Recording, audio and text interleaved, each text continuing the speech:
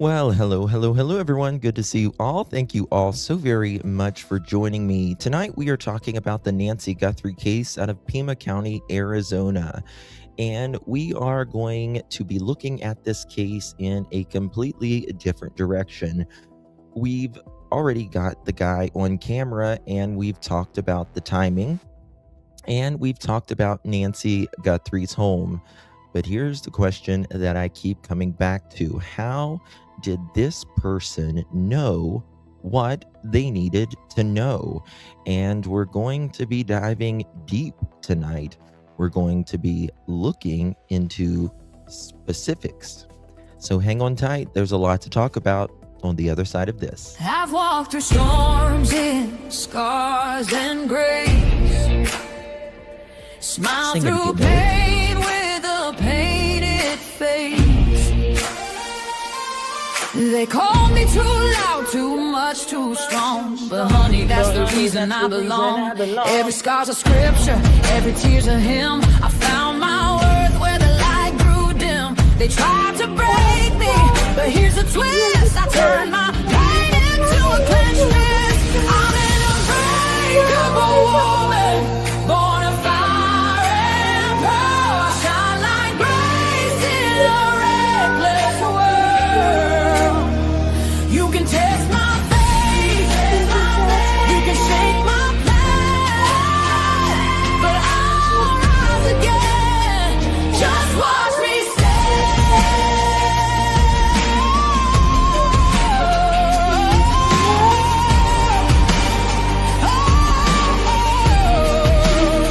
I've been whispered about and written off, judged by the gloss, not the cost. But God don't build weak hearts from gold. He made me fierce and he made me bold. I bend, I pray, I roar, I rise with mascara, tears and battle cries. Don't need your crown, I forge my own. From ashes, honey, I build my throne. I'm in a unbreakable soul, dressed in truth and pearls. The fire don't scare me, it lights my world. You can doubt my voice, but you'll hear my name. I'm holy and hood, and I'm done with shame. For everyone called too much, too loud, too real. You're not to anything. You're Happy exactly birthday, what Lovey. power looks like. I'm an unbreakable soul. Through the fight and flame, my scars are stories, my strength, my faith. Faith in my heart, fire in my core, energy mine.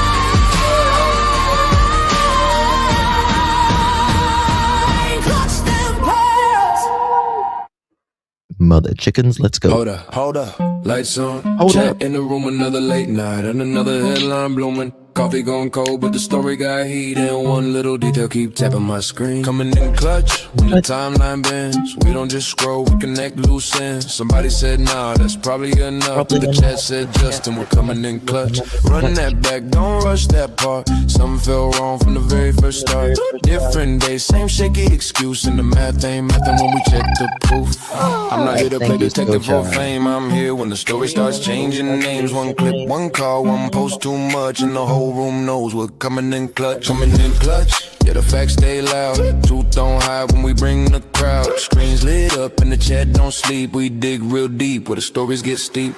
Pearls in the chat, lights in the back. Somebody better explain why the story went flat. You can dodge one question, maybe dodge two. But the internet clock, what you said don't cue. Wait. Say that again, you said it was there, then it wasn't back then. You said you forgot, but the record got saved. Now the chat's wide awake and the room just changed. Coming in clutch when it all gets strange, when the facts get buried and the tone starts change. We don't need drama, the truth does enough, that's why they pull up, we're coming in clutch. Late night crew, yeah, we built this thing. One live stream turned to a whole damn ring. Members in green miles holding it down. Whole chat moving like a small town crowd. No fake hype, no lazy spin, just one more clue when we're back back again. If it don't sit right, we don't let it slide. We put the detail right up on live. Coming in clutch, say it one more time. Whole room locked on the very next line. From the first red flag to the final touch, you know where to be, we're coming in clutch. When the screen fades out and the night gets still, somebody somewhere knows truth comes real. We'll be right here when the next facts drop. Coming in clutch and we don't just stop. Hello, everyone. Good to see you all. Thank you all so very much for joining me. Really do appreciate your time. You could have chosen to be anywhere on YouTube. You have a lot of options, anywhere on the internet, anywhere in the world, and you chose to be right here. I know your time is very valuable, and I do appreciate you spending some time with me. Today is August 17th, 2026. It is currently 10:31 p.m. on the east coast of the United States. Bonjour. How you doing?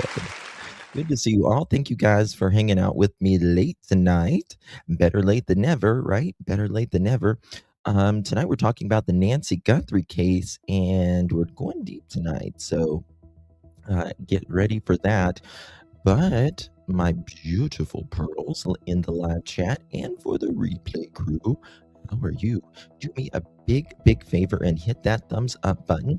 Would greatly appreciate it. The algorithm needs it. That thumbs up, and or double tap the screen if you're on the mobile feed. Also, if you would consider sharing this live stream out, you hit the share button, copy that link, drop it in any of your favorite social media, and if you would consider hyping this video.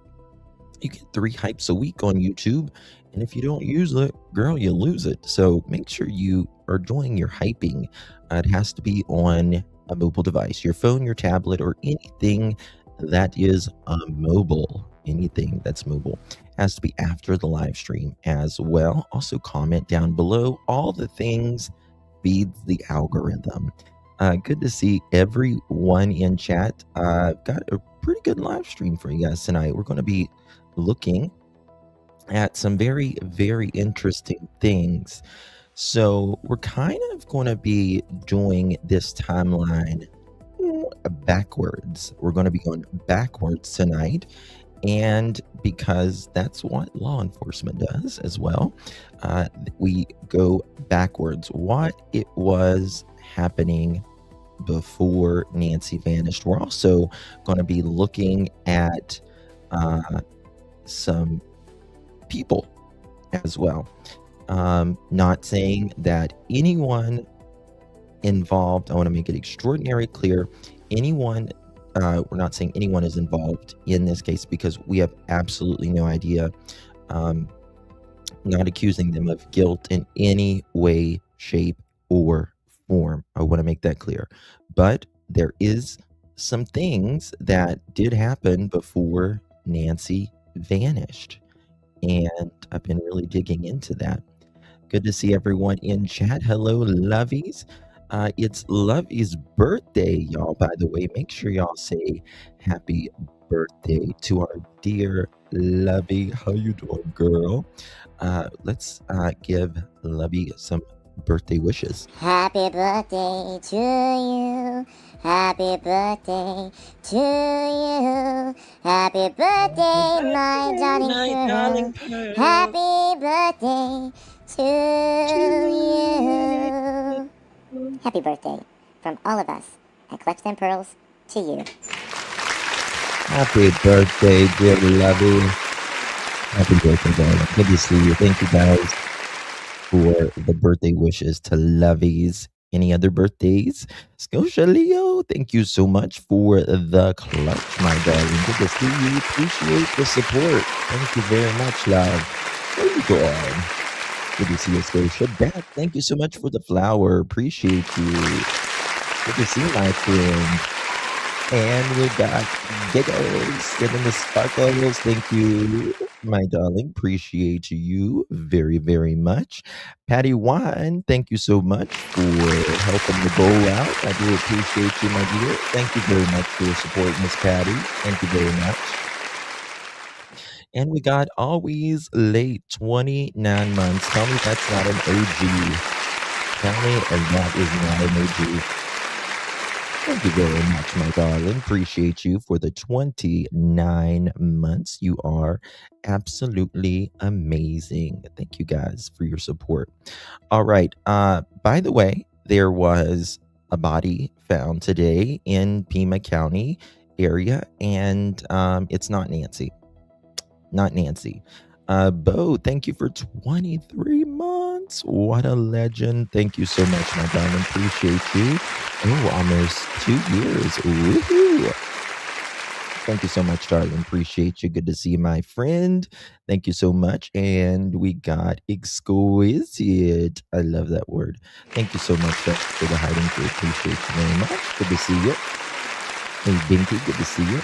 Miss Ginger Sherry, Yvette, and of course, Lovey's in here. It's her birthday. Okay, guys, a lot to get to tonight. Get your favorite beverage, and we're going to get started. Was the body male or female? I don't know. I don't know on that, but we'll find out. We'll find out here in just a minute. Robin, good to see you, my darling. Who else we got? Summer breeze makes me feel fine. Miss Sherry Lynn. We got Miss Ginger and Lolo. How you doing? Miss Patty Wine. Good to see you. There's Kelly Thompson coming in clutch. How you doing, girl? Good to see you, Miss Cal. Miss Bo. How you doing? Sherry. Who else we got? Miss Tina. Good to see you. We got Jody. Thank you so much, my dear Sky Maiden. Robin, Susan. Good to see you, my friend. Plant Lady. How you doing, babies? Good to see you. Who else we got in here? Christy. How you doing, baby? Good to see you, my friend. There's Miss Cindy. Thank you so much, Miss Cindy. Good to see you, Nicole. They also found bones near I-10 on Thursday, but there has been no word from the... Interesting. Miss Tina, 8 months. What a legend. Thank you so much, my darling. Appreciate you. Good to see you, my darling. Appreciate you very much. I heard that the body was male, but that's just what I heard. Yeah, it's, I mean, Arizona, it's quite crowded in that area. And, they're going to find remains. And plus, it's right there close to the border as well. You got people coming from across the border and all of that. So, yeah. Hey, Crazy Buck. Good to see you. Miss Carol. Good to see you. Hey, Share Cares. Thank you so much for the silver star, babies. Appreciate you. Thank you for the support. Sky Maiden. Dawn. How you doing, baby? Broken Black Skies. My birthday is Wednesday. Oh, I'm sorry, Broken. Well, we're going to celebrate Wednesday. We're going to celebrate Wednesday. So you're just going to have to like it. Okay? You're just going to have to like it. We're celebrating. Did you see the glove when I texted you? Yes, I had lots of people were sending me that glove. We will look into it tonight for sure. Velo, good to see you, darling. V. Oakley, Jody, the glove was not planted. I was watching the live. People saying the glove was planted. The glove wasn't planted. No. Hello, Dam. Good to see it all. Good to see my friend. Yeah, I don't think it was planted. You get to start counting backwards after 50. Why not? Why not? Yeah, it is. They're all lives, right? Every single one of them. And it's really sad. Really sad. Michelle, thank you so much, darling, for the silver star. Appreciate you, love. Thank you so much. Good to see you, my friend. What is this about a body being found? So there was a body found today, and there was a black glove that was close to it, which was interesting, but doesn't seem to be anything as far as relating to Nancy Guthrie, right? Okay, so there's some things that I want to get into tonight and want to talk about. It's probably going to take a minute for tonight. So like I said, get comfy, whether you're in your bed, on your couch, sitting out on the deck, wherever. Sorry, I'm trying to fix these things so they don't play in my ear here. Bear with me, guys. Okay. 1 second, because they start playing once I pop them up. Even though y'all can't hear it, I can hear it. Okay. So I want to go to Porch Guy, right?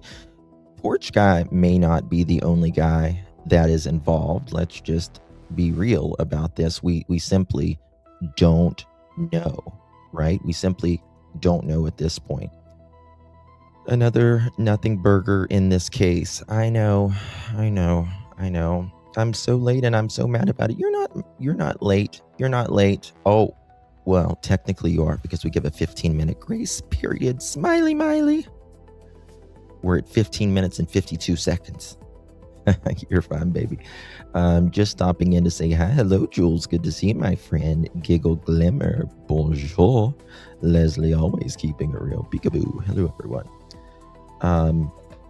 I definitely try to love you. Turned 69 yesterday, milestone. You turned 69 yesterday, Jody Woo. Happy birthday. Happy birthday. I just had a birthday, and I'm telling you, I just cannot believe it. I'm very thankful, but I just cannot believe it. Okay. Moving on here. So want to talk to you guys about some things, because we're going to be looking at some faces tonight and some things that is interesting, in my opinion, that we'll get into here. So guys, if y'all are just moving on in, make sure y'all hit that thumbs up button. Really do appreciate you guys doing all that stuff. Double tap screen. So the question is, Porch Guy, right? Porch Guy. Who is this mofo? Who is this mofo, right? We need to do with the victimology. Who knew Nancy's routine? This person obviously was very interested in Nancy's life, because if he was there the 11th, again, 3 weeks prior approximately to her going missing, this means that it was premeditated. It definitely means it's premeditated. How did they know she lived alone, right? I mean, if you're doing your research, you would know that Nancy lived alone, right? But let's think about this a moment. Did they let's say, for instance, at the Mexican restaurant, when Savannah, Annie, and Nancy were all at the restaurant, and let's say it's for instance, it was just another creep dining in that day and saw, them doing television. Well, they wouldn't necessarily know that Nancy lived alone, would they? They really wouldn't. They wouldn't really know that Nancy lived alone. So how did this person know that Nancy lived alone? She could have had 5, 10 people in her house. How did they know? Right?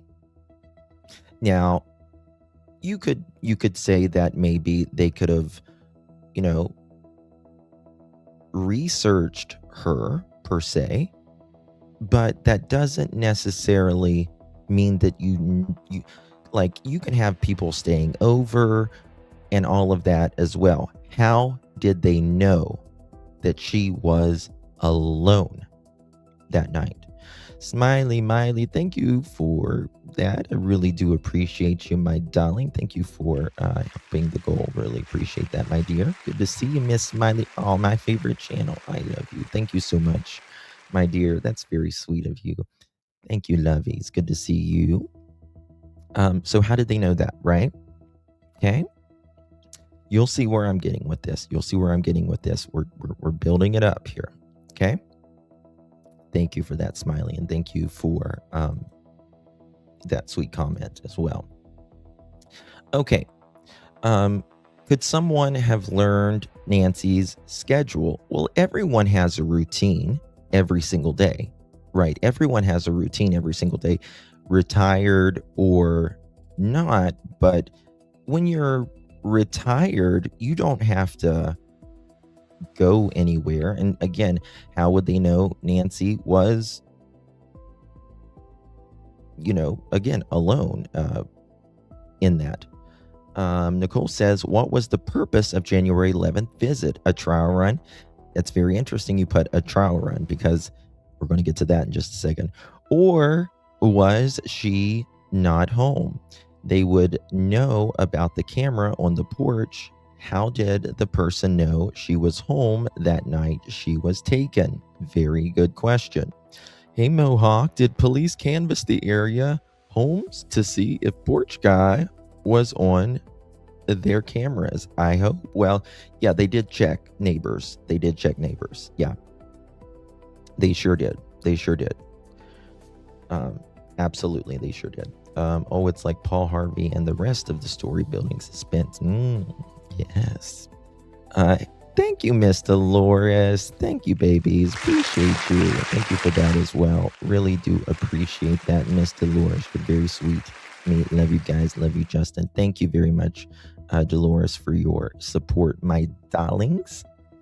Happened to go out. Thank you very much. Appreciate that, my dear. Miss Doreen, thank you for the sparkles. Thank you, lovies. Appreciate you.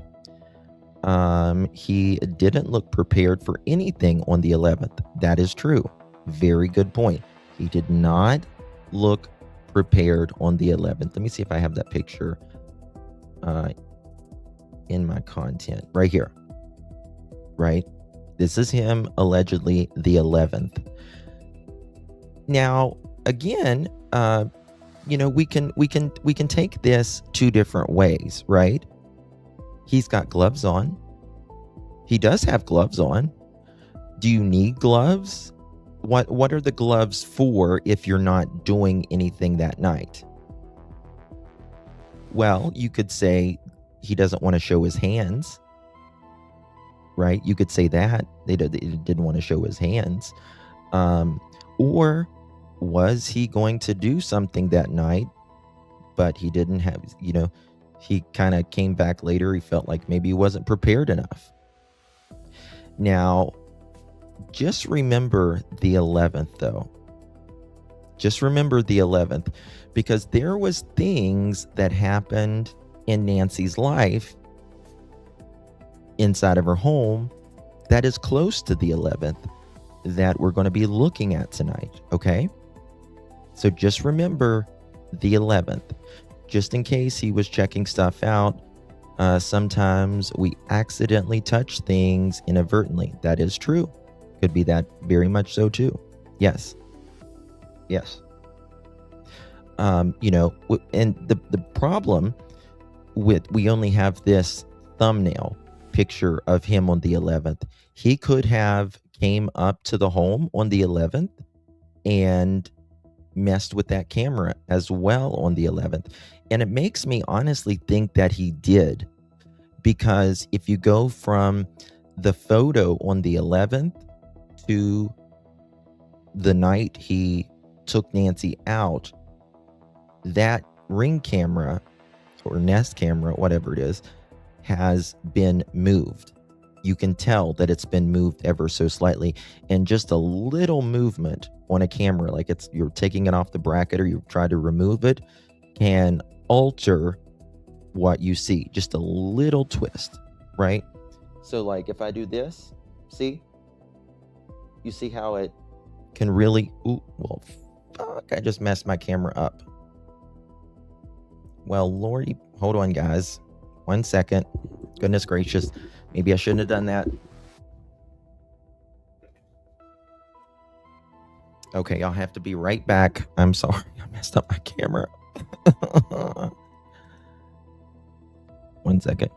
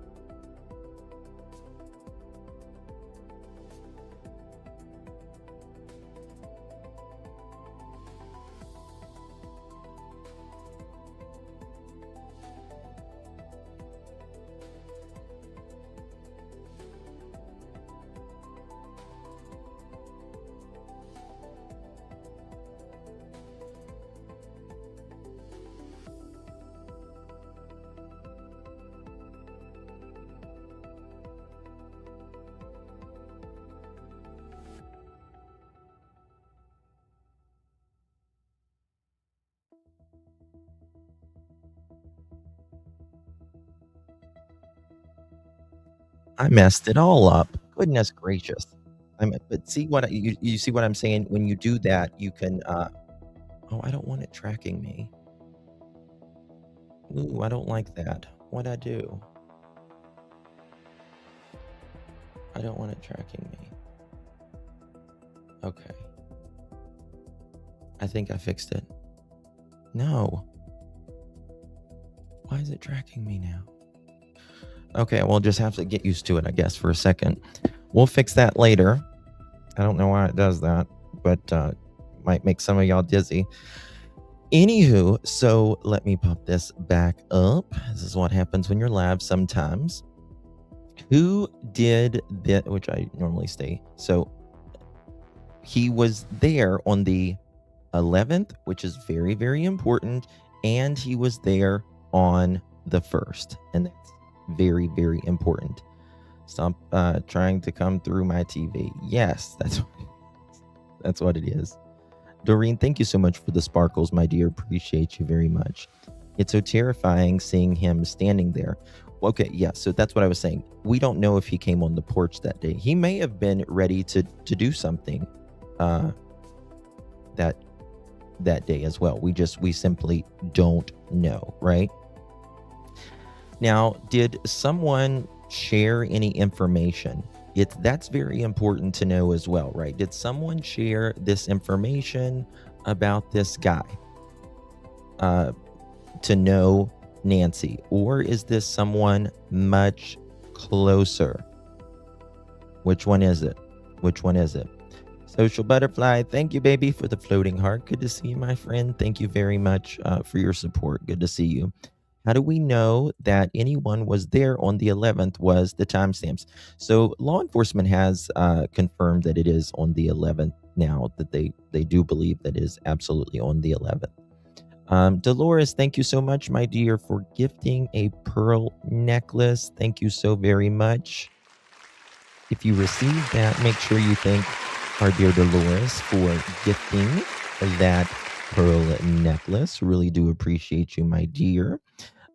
Guys, sub up and become a member of the Pearl family. Always would love to have you guys.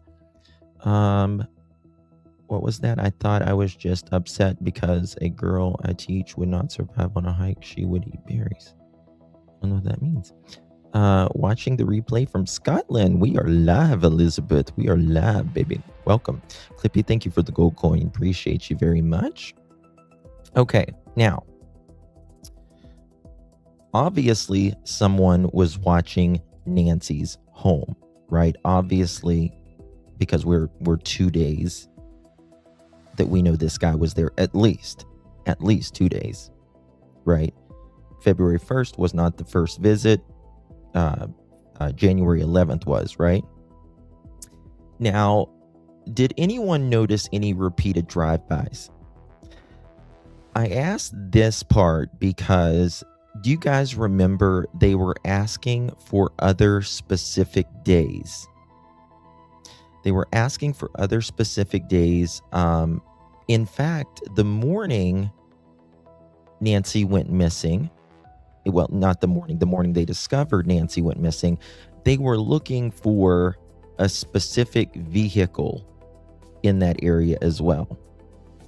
I wonder if the power was turned off on the 11th and the porch guy without backpack was checking to see if any lights remained on. Well, he was certainly there for some reason, right? Okay. And again, one thing that I've been speaking about recently is if porch guy is alone, if he is alone, and I do believe, in my opinion at least, he was alone inside the house.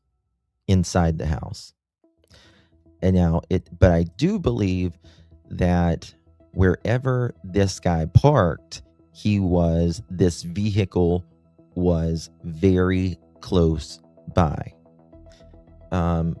I don't think that he just pulled up to the driveway or the garage when he first got there, right?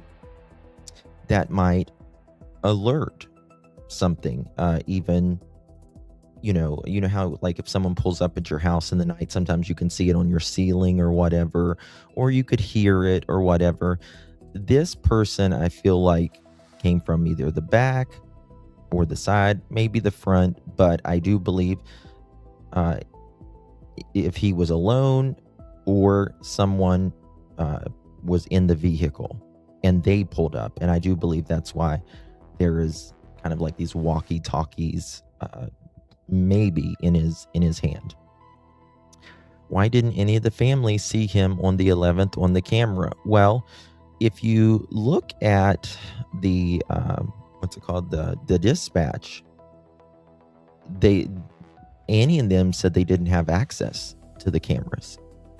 Okay, and maybe you know how you can get sound immune, if that makes sense. I can't think of the word right now. To certain notifications, we become immune to them. We don't even hear them because we hear them so much. That's the reason they don't do like Amber Alerts a lot on your phone, because they don't want us to become immune. That's why there's such a strict criteria for like cases like Amber Alerts. So sometimes you can just get, she could get maybe she got notifications all throughout, almost every night, and she just didn't check them anymore. You got to realize that she had that Ring doorbell for at least a few years, right? Ring doesn't Ring camera have a flashlight green light when it's live on view? Some of them I do believe that they do.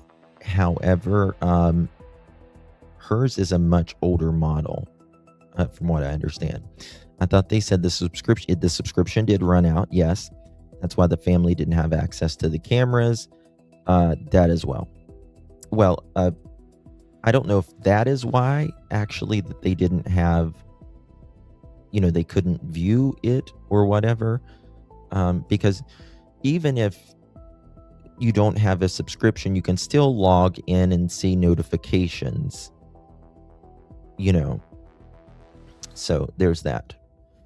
Those Amber Alerts will wake the dead, in my opinion, at least on my iPhone. Yeah, they want to get people's attention. Hey, horsey.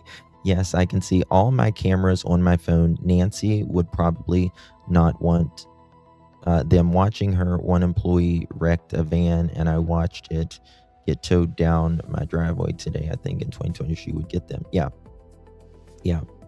It's always the cameras weren't checking. Yeah.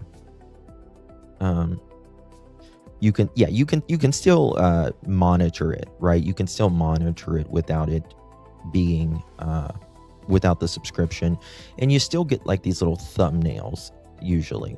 Okay, so this vehicle, I do believe it had to have been parked nearby. Okay, she probably didn't download the app. I think she downloaded the app, probably. I just think she probably didn't really pay attention to it. Yes, but it's on an app. It shows number of alerts. It does. Okay, now, all right. So did someone study these cameras? And what I think that's the weirdest part about this case is they had cameras inside. For there to be so many damn cameras at this home, they don't have really anything, right? They don't really have anything. I didn't have the subscription on my Ring doorbell, but I do now. Good. Yes, I have the watch duty apps for fire, and sometimes I space out and forget to look at the alerts. Yeah, I mean, we got busy lives, right? And there's just so many apps to keep up with. I mean, there's an app for everything now. Everything, right? Cameras were checked. Hold on, what was that? A camera is everywhere, but not checked as wild. Yeah. Aaron, what a legend. 30 months strong. How you doing, girl? Thank you so very much. Really do appreciate you, Miss Aaron.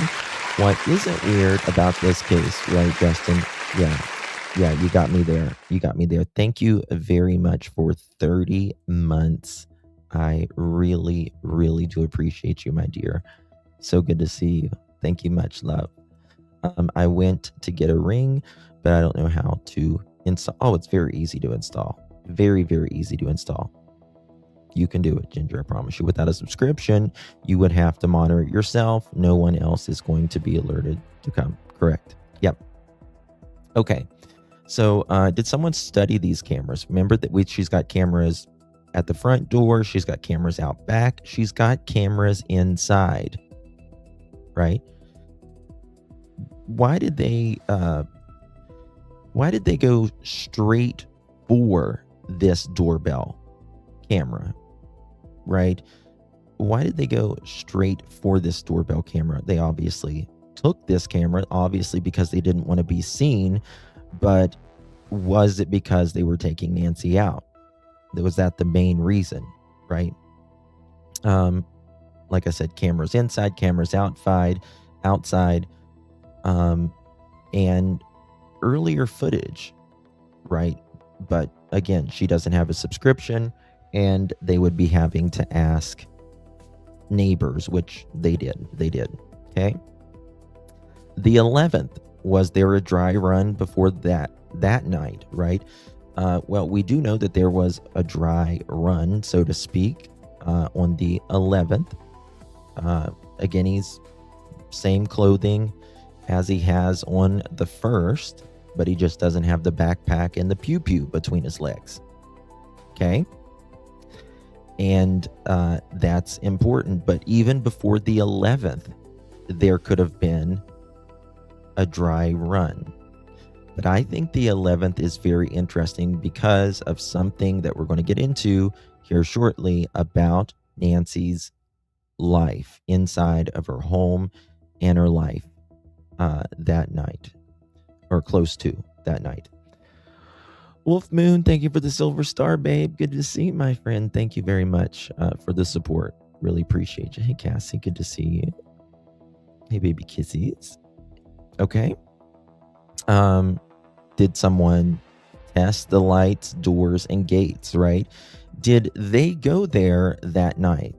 Not only for a dry run, but did they go there to test the Ring doorbell, right? Is this camera going to pick me up? Which camera can I maybe avoid the most? What about the doors, right? Which one maybe I can enter the best, right? The gates. Well, she's got gates in the back for sure, right? Even my babies have bears with cameras. Anyone who holds them gets watched. Oh, yeah. Hey, Deb, that actually makes sense. If Nancy had been getting motion alerts for years, she may have stopped treating everyone like it mattered. Correct. Yeah. We just get immune to it, right? And this is the thing, like, if you're asleep, if you're elderly as well, you're probably not going to check, or obviously if you're asleep or you can't hear, or you get these alerts because there's animals outside every night anyways, or, there's a cat that comes on your porch 2,700 times a night, or, the neighbor's dog, whatever. We get used to these things, and that matters because the routines that we are used to. Broke out back cameras but walk right up to the front camera makes no sense. It's interesting, right? It's interesting. Now, you also have to like the cameras in the back, right? Like the one up on the porch, or not the roof of the house. What kind of camera was that? Was it, I don't think it was a hardwired camera, but did it go to the cloud? Or, again, I don't think it had like a DRV or a black box to it. Nothing makes sense. Spaghetti case. Yeah. I have always believed the porch guy was told the cameras didn't work. When he stepped on the porch, the camera activated, freaking him out. He thought it worked, so he took the camera inside job. Bluebell, you could be right. But the problem is, he was there the 11th. Right? The problem is he was there the 11th. And if he was there the 11th, right here, he's looking straight at the camera. Right? He's looking straight at the camera. You know, makes me wonder, did he think he deactivated it in some way, shape, or form that night? Did he think he maybe took the, did he think he took the battery out or turned it off? Maybe he took it off the bracket and, turned it off. I don't know. It's so sad that she just celebrated her 84th birthday on January 27th, right before she was taken. Yes, very much so. Okay. Were there earlier walks or drive-bys before the 11th, right? Was the route planned in advance? I do believe, in my opinion, that the route was planned in advance. Were they coming there on the 11th to do literally a turn by turn? We're going to go this way. Which way are we going to be less detected? Very important. Okay. Now I want to talk to you guys about something that is very, very interesting. Another case that I found that I've not seen anybody speak about. Justin, you nailed it. The weird part is not that she ignored an alert. The weird part is that was happening outside while she, Yep. Okay. So there was, forgive me, a 93 or 95-year-old woman who was sadly unalived in her home recently. This is from, let me see when this is from, 2019 in Stamford, Connecticut, September 25th, 2019. Okay. And her name is Isabella Maynor. And I want to show you, because it's very rare that just someone does this to an elderly person. Usually if an elderly person is unalived in a home, it's usually because there is someone else in that home that the person wanted to go after, and they'll just end up unaliving everybody in the home. But to specifically target is a whole different story. Okay? Oh, they will, Clippy. You better believe it. Deborah, I saw someone pointed that light right over his shoulder, but I don't remember. Yeah, a lot of people think that there's cars behind there, or that there's other people. I don't see it, but I do believe the car is somewhere, but I'm just not sure we can see it in that photo. Okay, so let me make this a little bit bigger for you guys. So let me tell you about Isabella Maynor's case, okay? And I'll tell you kind of what happened with this. Okay, let me pull up my notes here, and we will get to this part in just 1 second. Okay.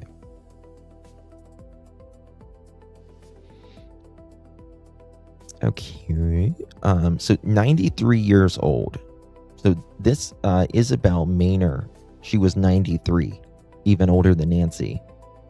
And there was she lived alone, and she was described as active and independent. On September 25th, 2019, she was seen working in her garden at about 5:15 p.m. Less than 3 hours later, her family found her dead at the bottom of her basement stairs. Now, she was not abducted, but just listen.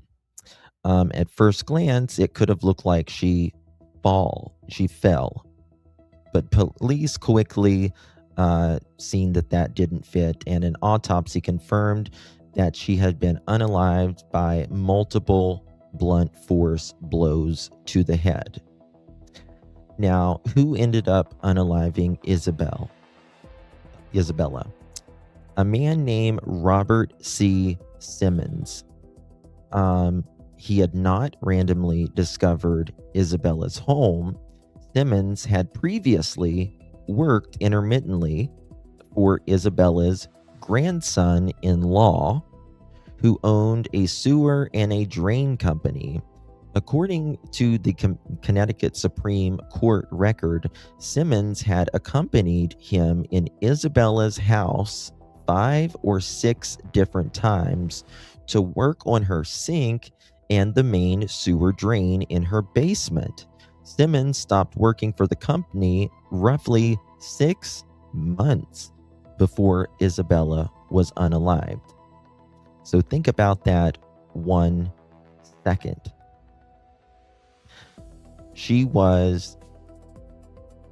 This guy had been in her house 5-6 times. And it had been at least 6 months before, that he hadn't worked for that company. And he came back and unalived her. Pam, thank you so much for the Silver Star, babe. Appreciate you very much. He was familiar with the layout. Yes. Yeah, it's not Nancy's. It's not Nancy. Yeah. Hey, Dukes, good to see you, my dear. Yeah, it's likely an attic acquaintance of a family member. Very, very possible, right? Mike says Nancy Guthrie's front door was never open. Porch was staged. Mikey, you're not the only one that thinks that. Now, I personally disagree with that, but there's that, right? So why take the body? Doesn't make sense. Okay, you're right. Now it sounds like this guy was alone, and he simply did not take the body, maybe because he was alone. But obviously he knew her, right? Now, no body, no crime, a lot of times, right? Lisa Pizza Pumpkin Eater had a husband and couldn't keep her. Thank you so much, darling. I added that part. Thank you so much, baby. Appreciate you. That's a cute name. You guys cracked me up. Thank you so much, Lisa. Appreciate you very much, honey. Thank you for being a member as well. Was he robbing the home? Well, there's more to this. So this guy had already been inside repeatedly. He knew the homeowner. He had been downstairs in the basement. He knew where at least some of the plumbing and interior spaces were. He knew how to get to the property, and this wasn't somebody who had just shown up for the first time. So what happened on the day of the unaliving? Surveillance from a business across the street became incredibly important.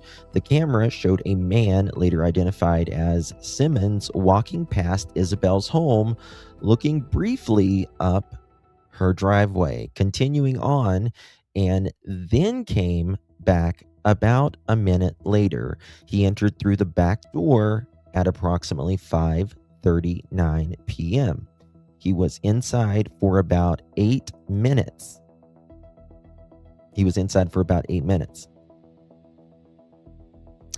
Well, we're going to see about that, Miss Susan. A construction worker, ? Maybe, baby. We're going to see. We're going to look at some people tonight. Not calling them, guilty by any stretch of the imagination, because we have no idea. But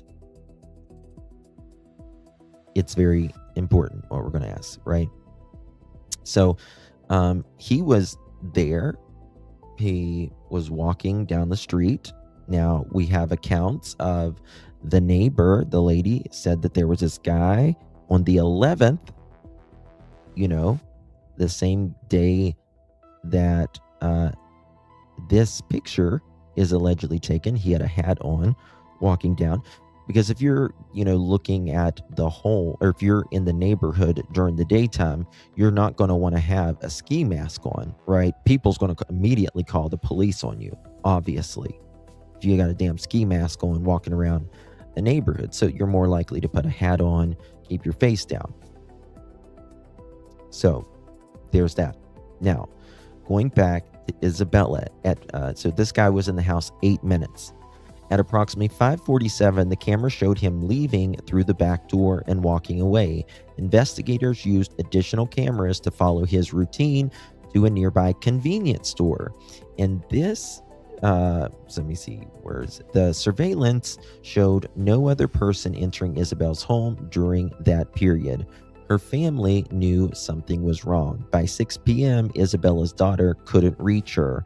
After repeatedly calling her with no answer, the daughter went back to check on her mother. At approximately 8 p.m., Isabel's back door was standing open, which was unusual because she normally kept the back door closed and locked. Again, very similar that Nancy's back doors were allegedly open, right?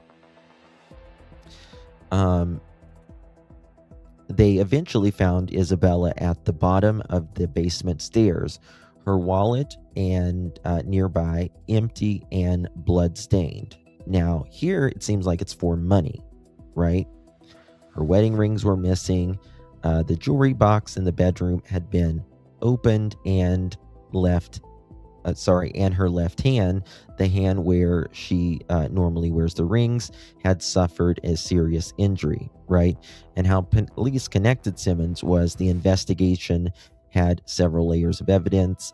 Police identified Simmons on the surveillance and located him less than 2 days later wearing clothing matching what appeared on camera. Initially, Simmons denied knowing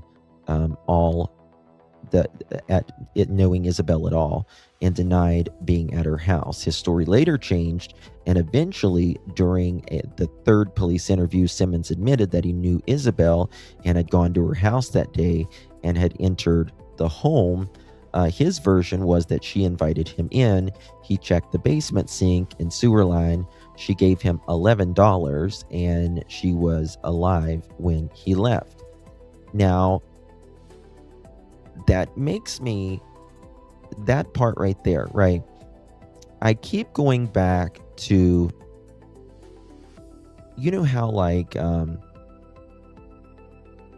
especially older people, she was 93 years old. Nancy was 84 years old. They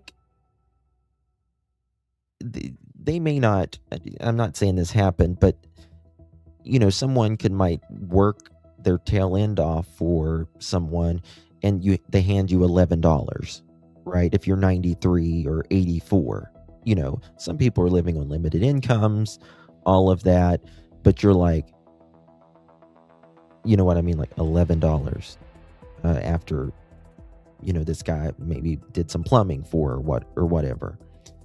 And I have always talked about Nancy's case. Let's say, she recently got her roof put on. She wasn't happy with something, and the insurance company or someone said, or Nancy, she might have said, I'm not paying you until this is done. And it could really hurt a company, especially if the company is already in distress. Shauna, thank you so much for the treat, my dear. Appreciate you very much. Thank you, love. She just didn't know any better. Well, yeah. I mean, thank you, Joan Marie. Appreciate you, love. Thank you so much. So, one thing that we know about Nancy is obviously she had a lot of services done at her home, whether it's the pool, someone doing her lawn, whether that's mowing, fertilizing her lawn, working the flower gardens, someone maybe come and cleaning. She just had an electrical job that was done that took months seemingly to do. And I don't know if you guys have ever got an electrical upgrade, but it is a pain in the ass. It can be a pain in the ass because of all the permits you have to get. They have to come out and look at things. You've got, to find the electrician and all of that, right? The other day, there was a very sketchy looking man in front of Nancy's home. He was so ghetto looking. There were 2 creators that seen him and nobody called him. He was obviously didn't fit in. Interesting. Thank you, Summer Breeze. Thank you so much. Thank you, Judge and Justice, for Nancy and Isabella. Thank you so much, my dear. Appreciate you. Thankfully, Isabella got justice. She did get justice. Let me see if I can pull this up here. But she was, like I said, 93 years old. Oh, this wants me to pay. Hold on 1 second. Okay. 1 second here.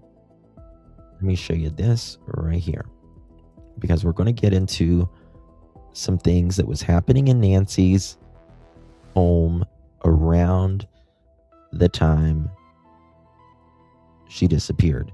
An elderly couple I knew several years ago had their bathroom remodeled and had an argument with the contractor, and he came and red room both of them. It happens. It sure does, Duke. It sure does. It sure does. And, undocumented workers, absolutely, that can happen as well. Sometimes, people will hire them because they work for less.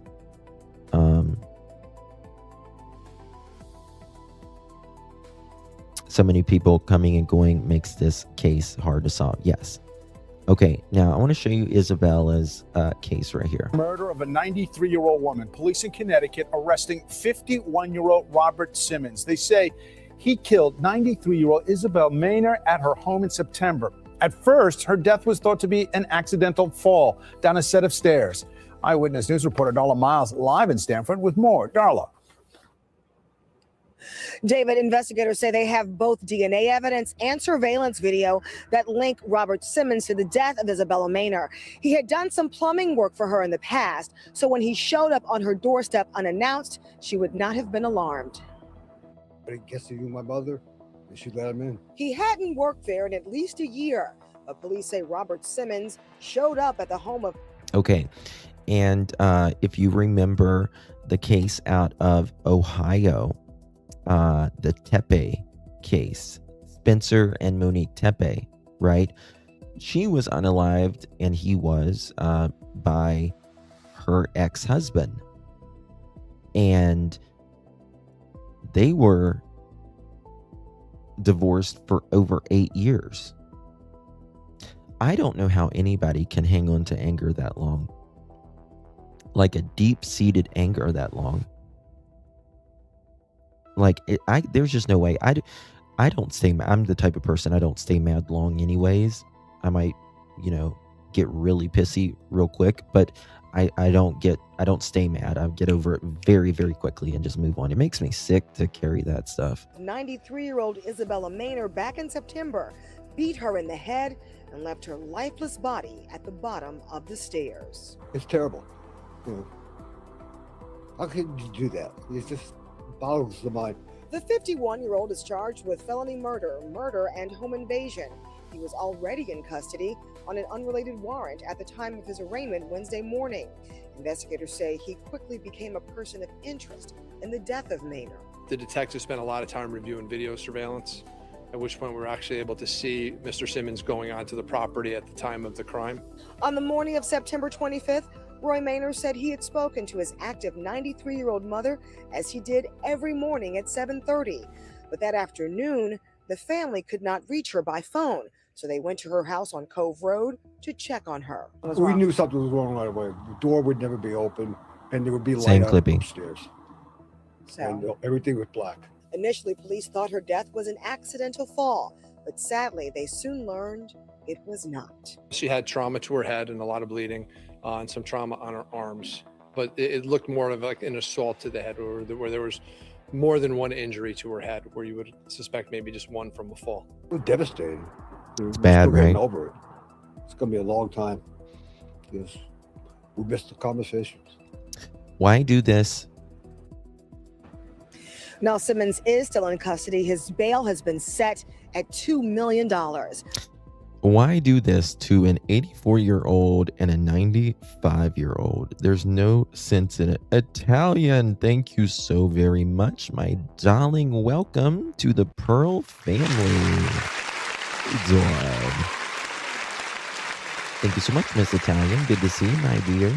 Y'all welcome Italian 80 to the Pearl family. We got a new member. Thank you so much, Italian. Thank you, Summer Breeze. 21 months. What a legend. Thank you so very much for your support, my dear. Good to see you, Miss Summer. Sending big hugs. Big hugs to you, my friend. Thank you so much. Good to see you. Okay. Now, check this out. Here we go. Let's go. So, similarities between those two cases is both were elderly women living independently. In both homes, familiarity became a major question.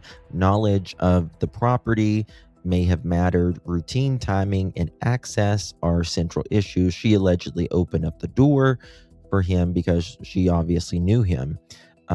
Past workers, visitors, and service people obviously very much matter. Now, her case is solved. Nancy's is not, though, right? Okay. Now, let's look into who had visited Nancy recently, because we need to work the timeline backwards. And that's very important. If robbery is involved, high stakes, then they would try to get the senior on the computer, right? Well, these guys with Nancy's case allegedly never took anything, right? Never took anything. You know, and like for instance, like with did these people know which doors Nancy normally went through? Did they know any doors that she may have not likely to lock, right? So a lot of questions there. A lot of questions. Okay. Were there deliveries or service calls? Now, as far as deliveries, yes. Well, you know, they looked at Carlos. Apparently, I don't think Carlos really has anything to do with it, if you ask me. But, you know, if you listen to Sheriff Doofy, he says their names could come back up. So it could be something, you know, like that in the one, who knows. But so was there deliveries or anything? Did anyone unfamiliar come to the door? Well, this is the question, right? We don't know if she knows Porch Guy. We don't know. We have no idea. There is no way Nancy Guthrie kept the doors unlocked tonight. I don't think she did either. I don't think she did either. At all. Justin, I really believe there was something taken or a bunch of stuff. The police always hold important stuff. Well, but this is the thing. I'm going to disagree with you on that, Annette. And I'll tell you why I disagree with that. Because in my opinion, they're not going to, okay, let's say they took cash out of the safe and some jewelry, right? In my opinion, the police are going to say that they, this person, if they took something from Nancy's home, they're going to say police took, or that this person took these certain rings or this necklace or whatever. They may keep one of them back and not tell, the public what it is. But I think they would really want the public to know if this person took something, because that could, these people are likely to pawn it or whatever. And in this case, I don't think this person is like that. Again, I don't think this person is struggling. Like, when I say struggling, I mean like homeless on the streets or anything like that. I think money really matters to him. And I think he will do whatever for money, right?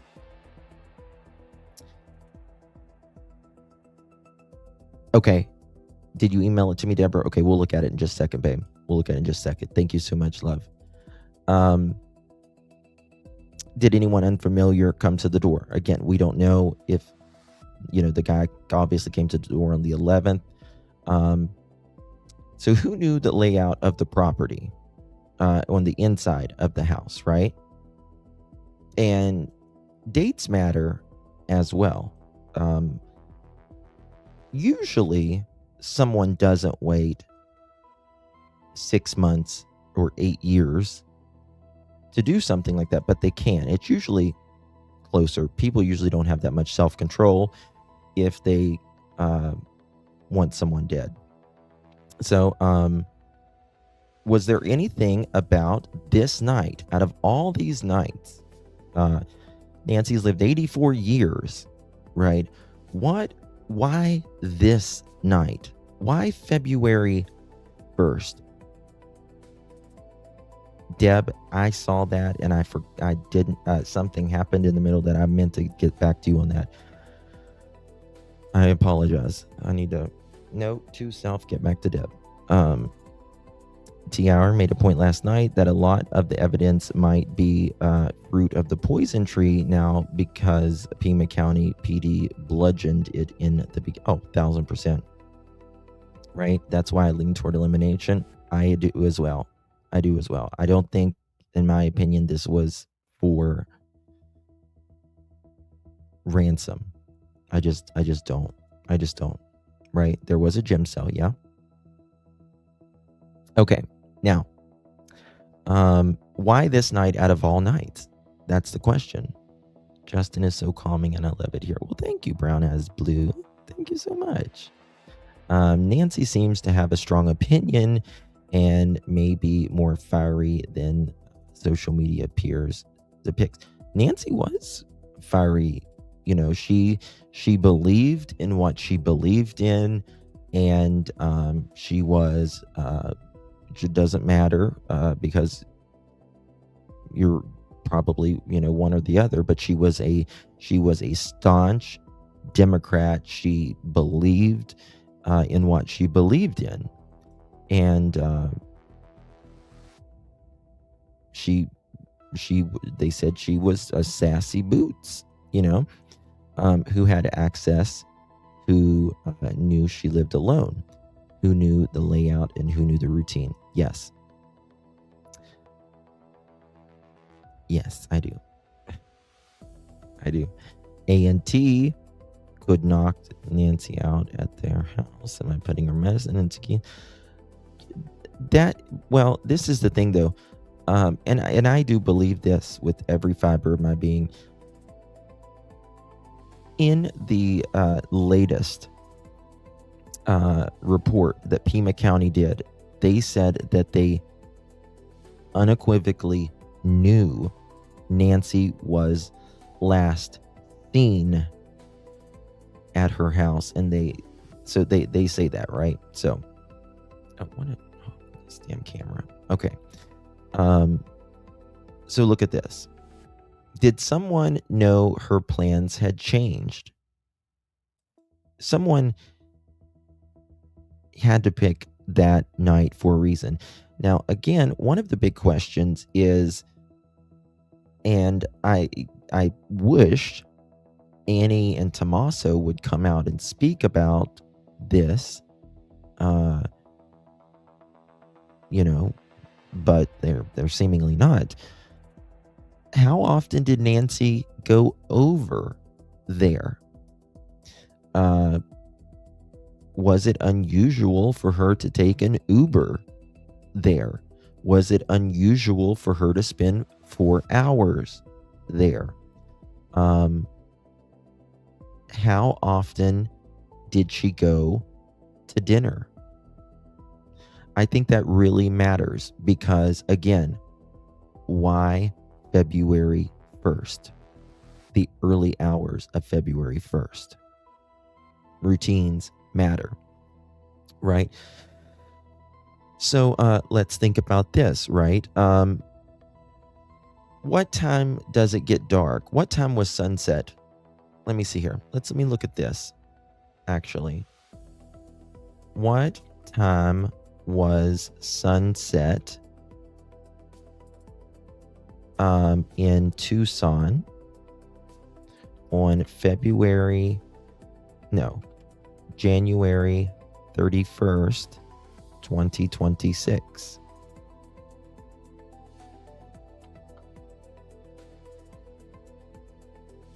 Okay.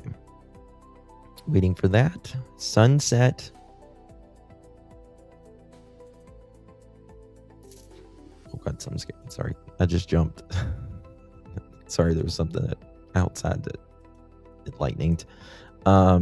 It scared me. So sunset was, well, damn. Where was it? January. Okay, here we go. January 31st, sunset in Tucson was 5:56 p.m. 5:56 p.m. Now, Nancy didn't come home till about 10 o'clock. So she essentially went over at Annie and Tommaso's house at dark. Right? It was already dark essentially when she got in the Uber. She didn't get back until what time was it? Oh God, I can't. It was close. I think it was 9:56. 9:56, was that right? Let me look here. So I'm making a point here. I want to see this. She got back at 9:48. Left at 5:32. Gets back home at 9:48. So 5:30, 6:30, 7:30, 8:30, and 9:30.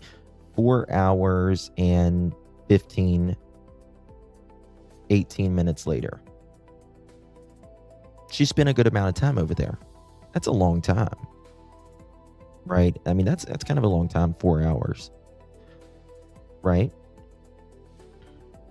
So, think about this. This guy could have came at 9 o'clock. He could have came to the house at 9 o'clock and did this to her. He could have came at midnight and did this to her. Why 2 a.m. in the morning? She left in an Uber about 5-something, and yeah, she got in her Uber at 5:32. About 5:32. I believe that Nancy took the Uber to A&T's, did not ask to pick her up so that she could show up unannounced. Oh, I don't think she showed up unannounced, in my opinion. I heard someone say yesterday, coincidence is the conspiracy of the guilty. Meaning when strange things happen, it's usually not random. It's almost always not random. Yeah. Okay. That's longer than Gilligan's 3-hour tour. Yeah. So there's that. So again, why 2 something in the morning? And you can say that for a lot of reasons. There's not as many people on the road at 2 something in the morning, right? So there's less witnesses as well. It truly has bothered me that apparently no one walked her in the house when she was taken home, right? What's up with my makeup? Isn't it fucking fierce? Isn't it fierce? How you doing? You had to subscribe to say that. Thank you for being a fan. Really do appreciate you. You're cute, Queen Letitia. Get out of here, Queen Laquifa. Okay. Move on. Okay, moving on, guys. Did someone know her plans had changed? Had her plans changed? Don't know. Now, one thing that is interesting is that she was telling someone about her plans. When was it? They were the day before, right? Someone choosing 2 a.m. may have been waiting for the neighborhood to settle down. Yes.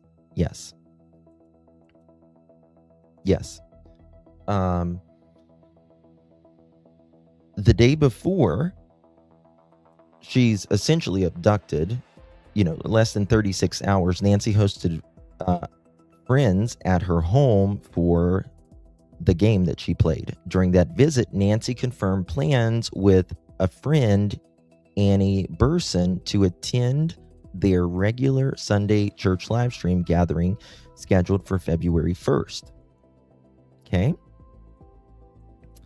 Or were we informed that Nancy's plans changed? We don't know, right? Okay. Was the timing chosen deliberately? Okay.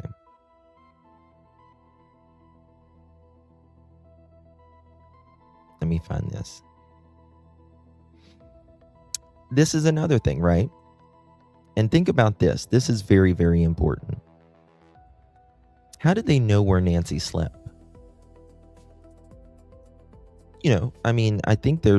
I think how many bedrooms is in that house? Is it 3? I think it's 3 bedroom, right? Christy, thank you for the thumbs up, baby. Appreciate you very much. Good to see you, my friend.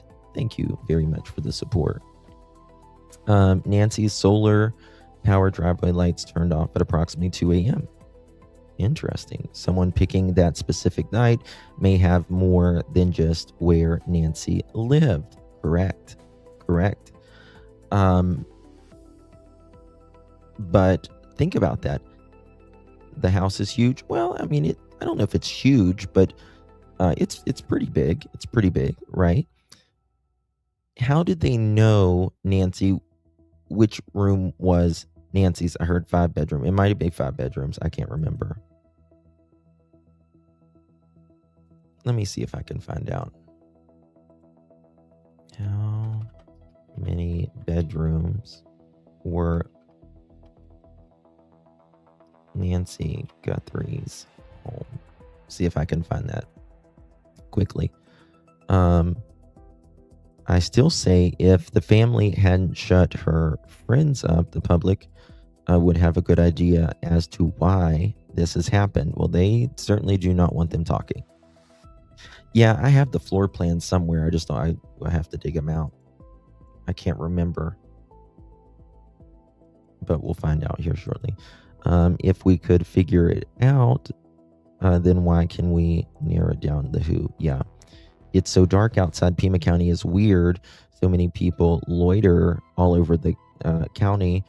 It's the weirdest crap. Most people don't have so many people just walking around. Let me tell you something. You would be surprised how many people are out. If you look at your camera throughout the night, you would be surprised how many people walk down the street. Deb, how you doing? Sending me a loot box. Thank you so much, babies. Appreciate you very much. Thank you, Deb. Really do appreciate the support, my lovies. Good to see you. Amy, thank you for the makeup brush. Thank you so much. I'm sure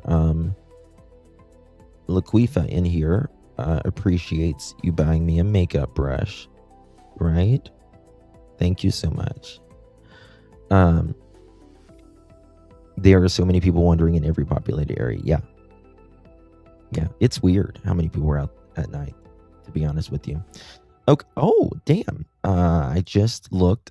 So Nancy's home is a 5-bedroom, 4.5 baths. Nancy's 5-bedroom, 4.5 baths. I was thinking 3-bedroom.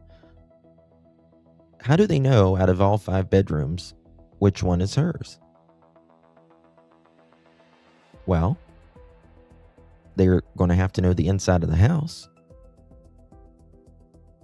at the very least. It is almost 4,000 square feet. Almost 4,000 square feet. So it's bigger than the average home.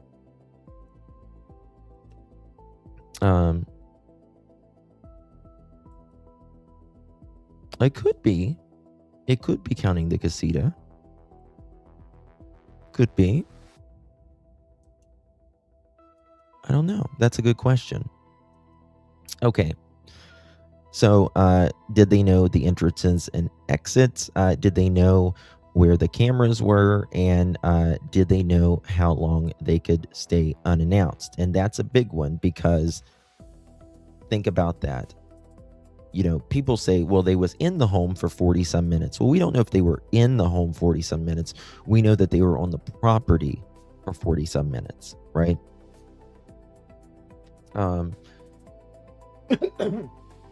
So yeah, my friend who I grew up with, she lived in a mansion. Her family they own a very big company, and little old me, I was poor as fucking dirt growing up, and I used to stay at her home, and she was the only child, and she had a water slide right outside of her room to her freaking pool, and the mom and dad, they bred horses for the Kentucky Derby, and it was just very privileged life. And one time she had this big lake in front of her house, and she had swans that was worth more than our home growing up. And we was out on the lake, and it came a big ass storm. We was in a metal boat. Oh my God, we thought we were going to die. So, all right, how predictable was Nancy's social schedule? Right? And that's very, very important. Very important. Because, again, Nancy told her friends what she was going to do for Sunday. So obviously Nancy told people that she knew about her upcoming plans to go to this friend's house or whatever. So Nancy talked, right? Nancy talked about, things that she was doing with people she knew. She also may have talked privately about, her hardships and all that. Also, let's see here. Her friends say that they didn't notice anything different with her the night she played the game with them, talking about her upcoming plans. Did Nancy ever felt like she was being watched? Right? Okay, let me find something here. Okay. So, let me give a disclaimer before we get into the bigger stuff here. Okay?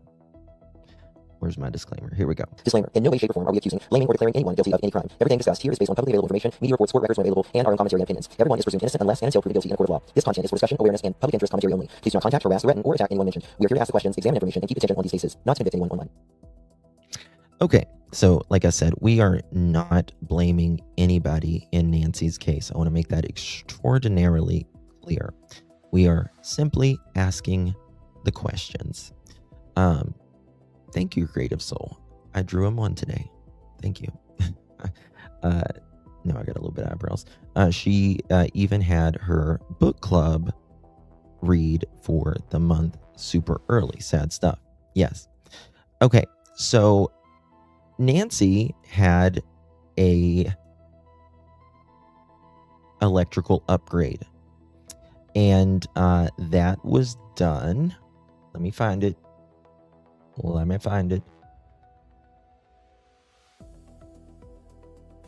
September 25th, 2025 is when she started this electrical upgrade.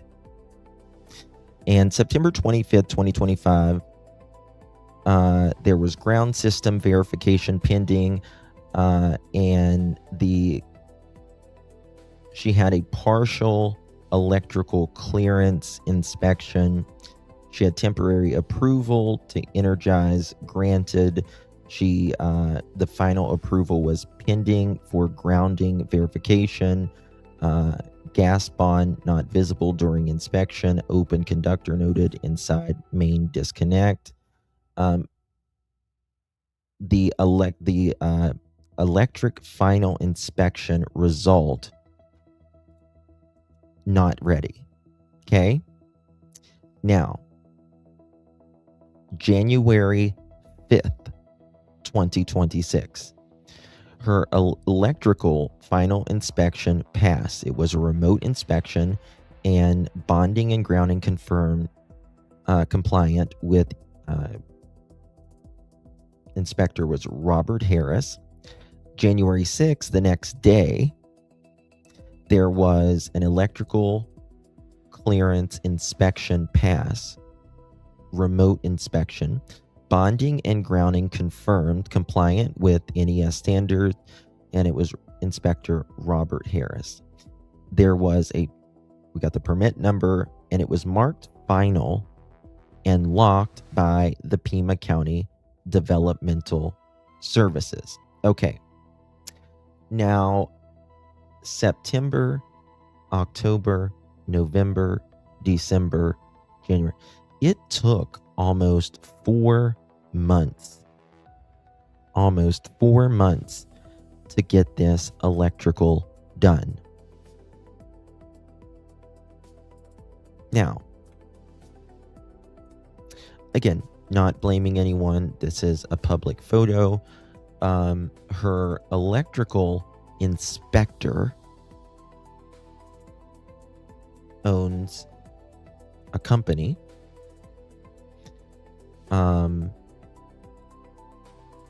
And is it pronounced Posh? Hold on.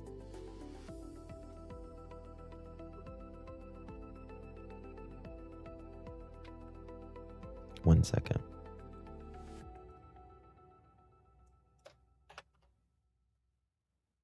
Yeah, it's pronounced Posh. It's pronounced Posh with the LLC. And this is who did Nancy's work.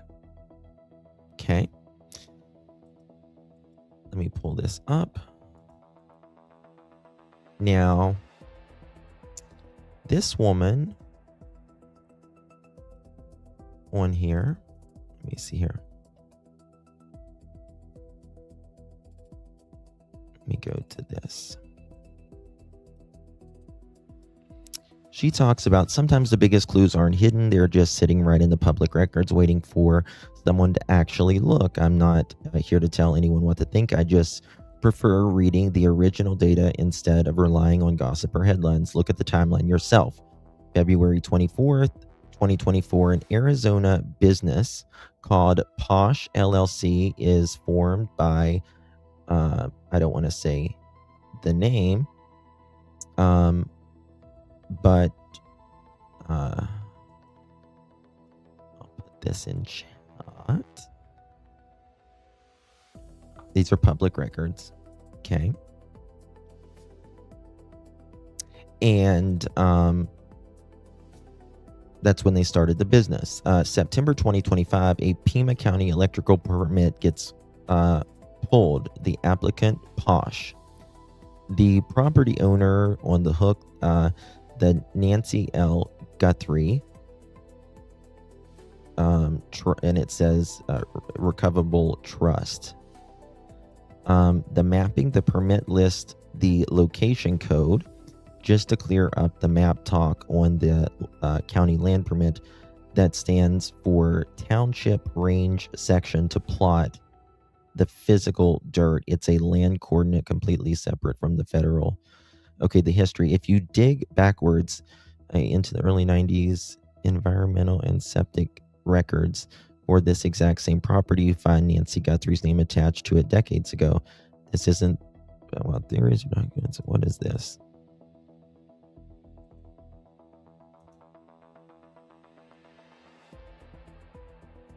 What is this?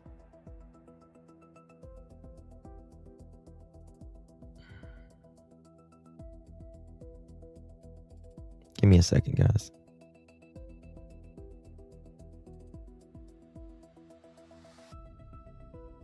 Okay. So this is the owners of the records.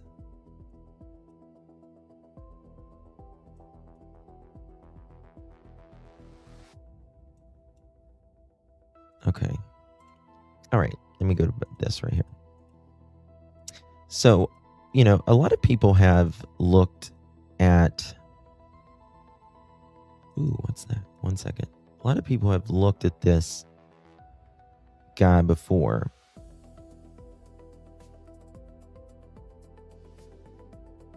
Ooh, 1 second here.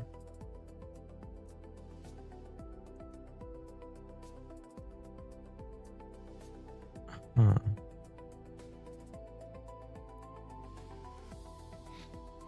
Sorry, guys, I'm finding something.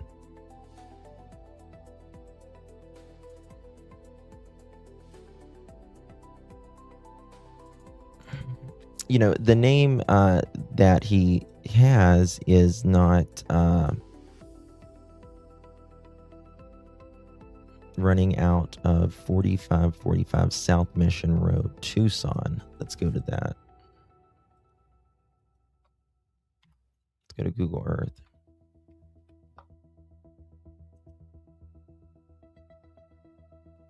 Because I was looking at this guy and he kind of reminded me of Luke. You know, he kind of looks like Luke's type of guy. You know what I mean? Doesn't he kind of remind you of Luke in a way?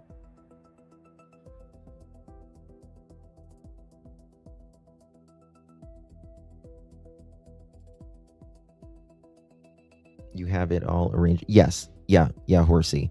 Yeah, there's a lot of processes to the electric stuff.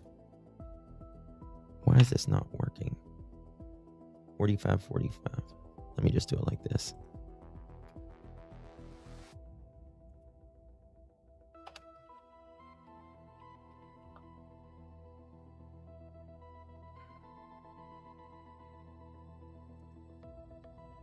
How far is this away from Nancy's?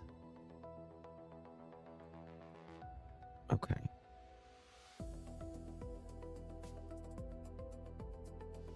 Oh, that's interesting.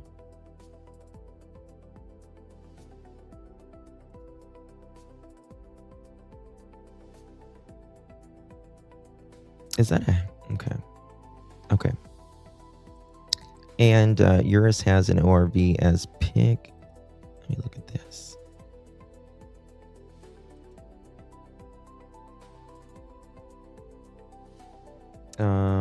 This is a 50-year-old house, and it would have a lot of, wouldn't be up to current code. Yeah. the thing about it is, like, you would think, like, she put up the property up for sale for a minute.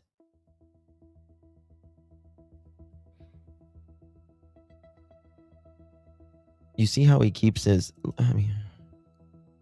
look at his ears and look at his beard. And the reason I say this, and again, I'm not accusing this guy in any way, shape, or form. I want to make that extremely clear.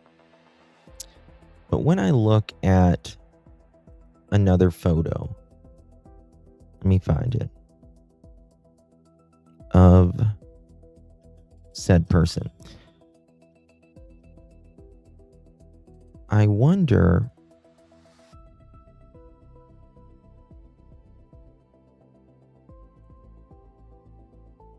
give me a second.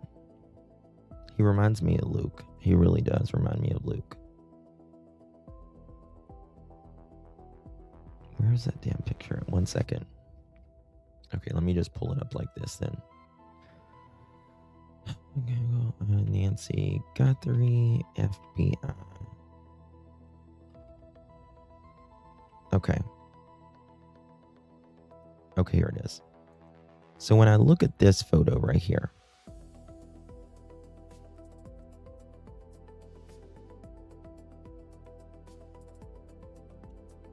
the side photo,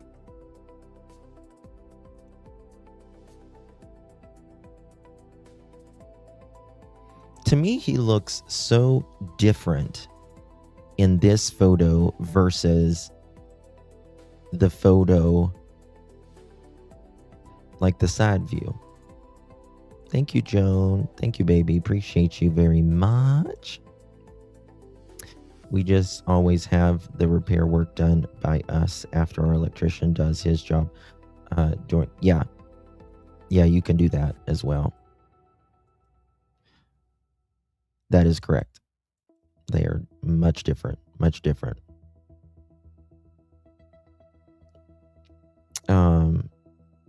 He has no neck.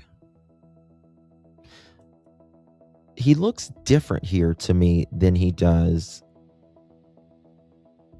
like the side. Like, we kind of got not a side profile, but I think of electricians and people in her home, and was the electrician there on the 6th and this guy on there the 11th?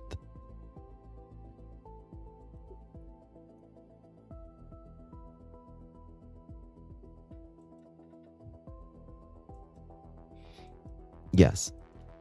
Yeah. Okay. When I go to like the business where it's registered out of, let me show you this.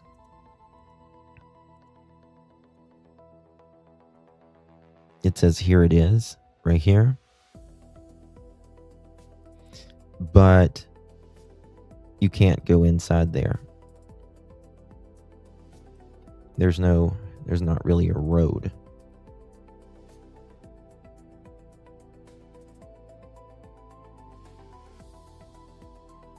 Let me see this 1 second here, guys. Let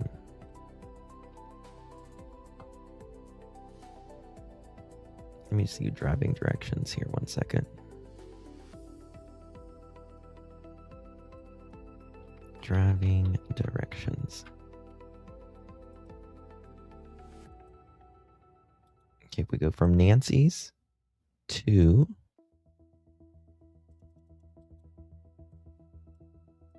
this. Oh, come on 1 second.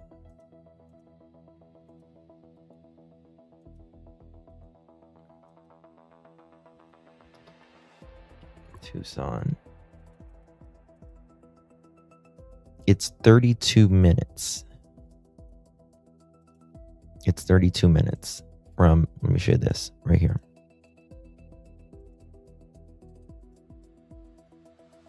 From Nancy's home, and it's south. 32 minutes that way. Route 2, 33 minutes. Route 3, 33 minutes. Oops, my camera's not on. I used to be in real estate, and copper plumbing was a plus. Yes, that aluminum stuff was dangerous. It was a lot of mobile homes and would poof. I don't believe it's the same person. I don't know.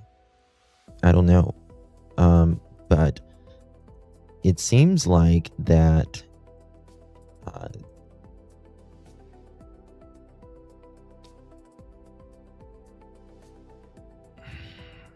let me do an overlay. Maybe we should do an overlay.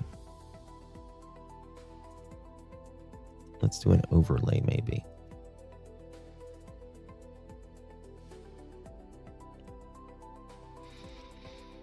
Let's try this.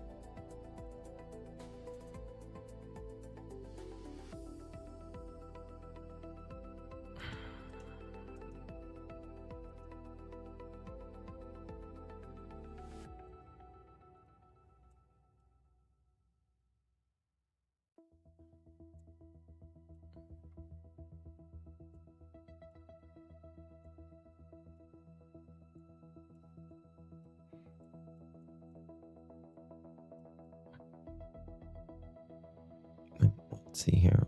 He's turned right. I have to flip it. Isn't that weird? Like, look at this. When you flip it, they can look so different.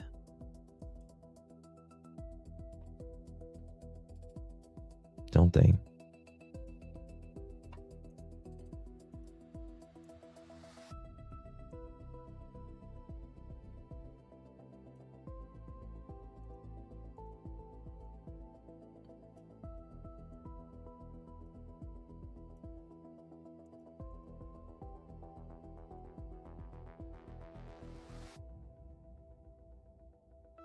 Yeah, it's got to be this way.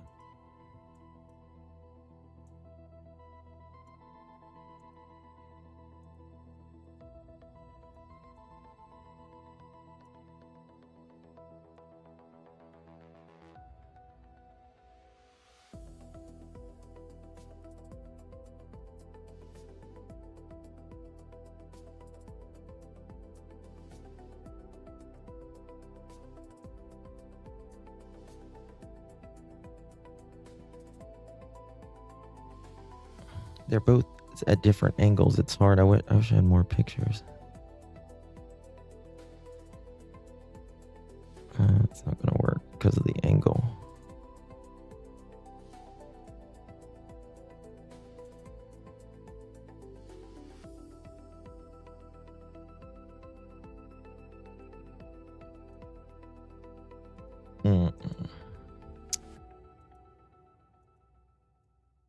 Usually I can,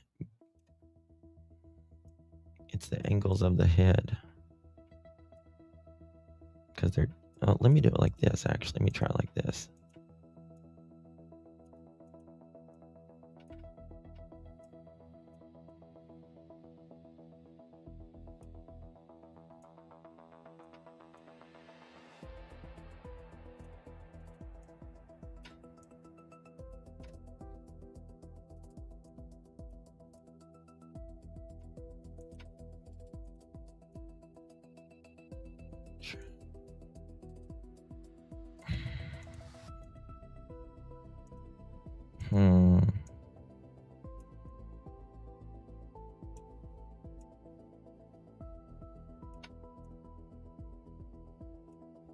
I can't because they're just at two different angles no matter what you fucking try.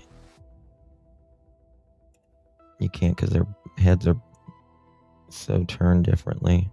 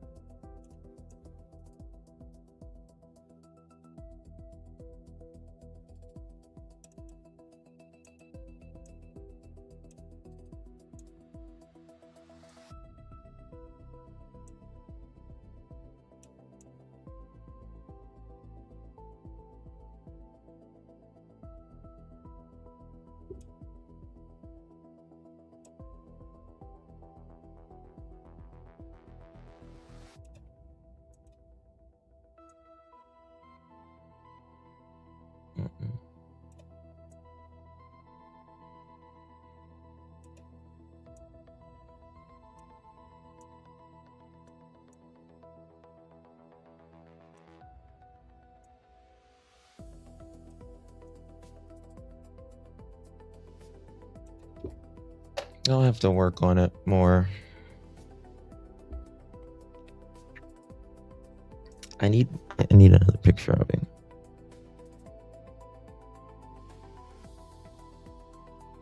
Come on, zoom in on the guy's face, not the perp. Well,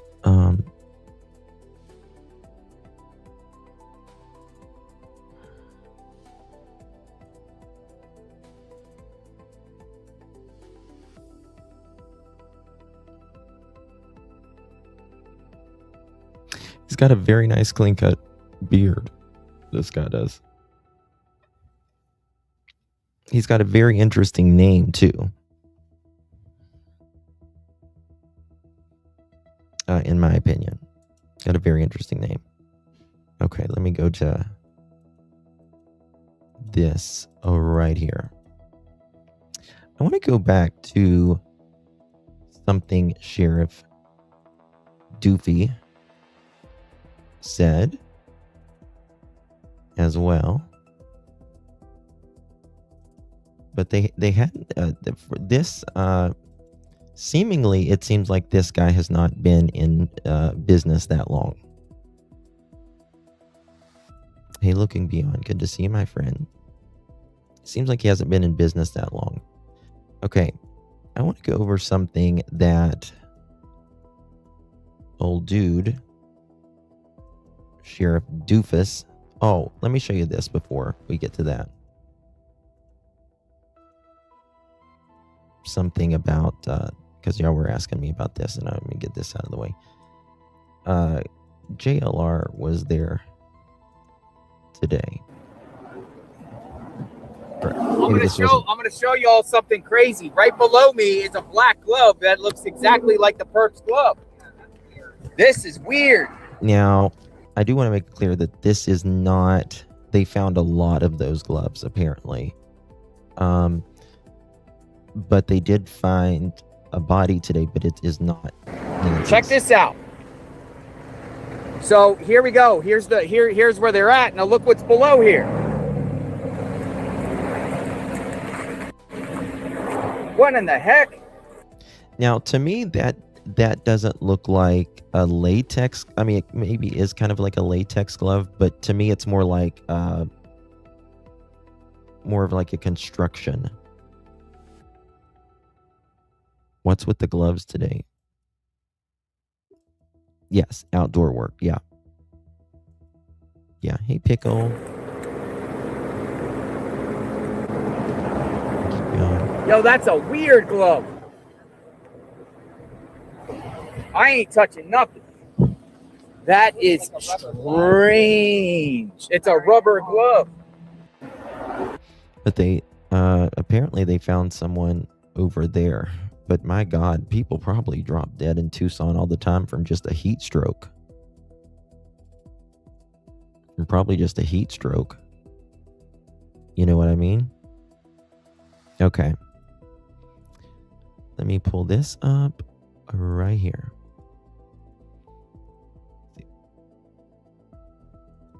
Okay, so Sheriff Doofy said something on the night. This is the very first night Nancy went missing. Or the very first night he was there. 1 second. People were looking at. Oh, wait, crap, wrong one. That's Zach. Okay, here we go.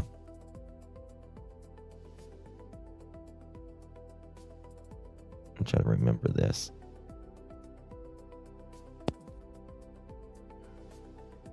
Oh, come on, play, dumbass.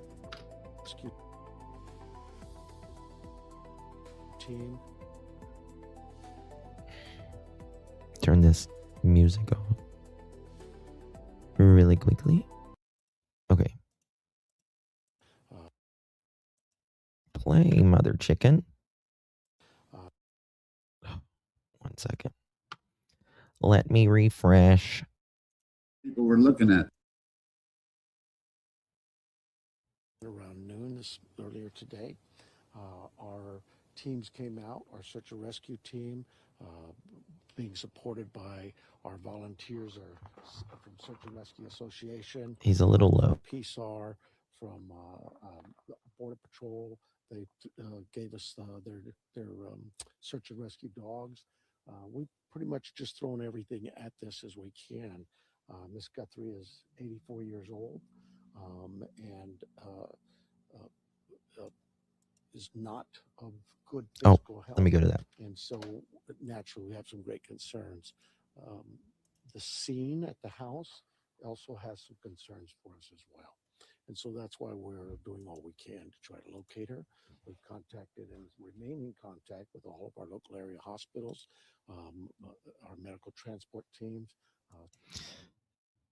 So remember, this is the first evening Nancy goes missing, and remember, they don't have the drones up until 6:30, already past dark, right? Already past dark, and he is still saying, we've checked all the hospitals, but homicide is here. Okay. So far, that's proven to lead nowhere. We will continue to search as we are right now with our survey, our air assets. Yeah, you just got him up in the air. You just got your air ass up in the air, your air assets up in the air.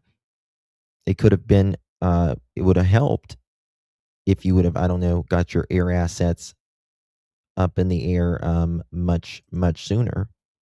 Okay, 5710. Let me see if I can turn it up more. It's very low. I actually ended up increase. Oh, that's why. Hold on. 5710. So there's this one guy. Locator. We've contacted and remaining. 1 second. Here, I'll do it like this. 5710. Increase this. Guy named Richard. Good job of searching the areas and alerting the media with. We'll just continue. So far, that's proven. Right now, use drones and our airplanes in the house, and then listen to this all night, processing the house, and then tomorrow morning we'll start again with our search and rescue mission and try to regroup and see what else we can do. Maybe we've missed something, but you missed a lot of shit. This is very concerning to us. You don't typically get the sheriff out at a scene like this, but it's very concerning what we're learning from the house, and so we'll just continue. So he says it's very concerning, and we've checked the hospitals, and we've got the air crew up, even though it's literally 10 hours late. The detectives there, our homicide team is out right now. Homicide team is out, the one that's not solved anything. Looking at the scene as well. Now they ask a question here.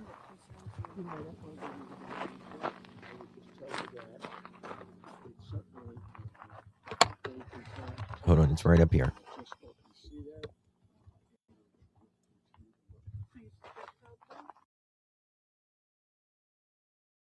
I think we're all wondering, can you confirm that this is Savannah Guthrie's mom? This is Mrs. Guthrie's mom, yes. And you can't tell us anything about what the house. What I would tell you is we get these calls quite often with some people, and we do a pretty good job of searching the areas and alerting the media with our media releases.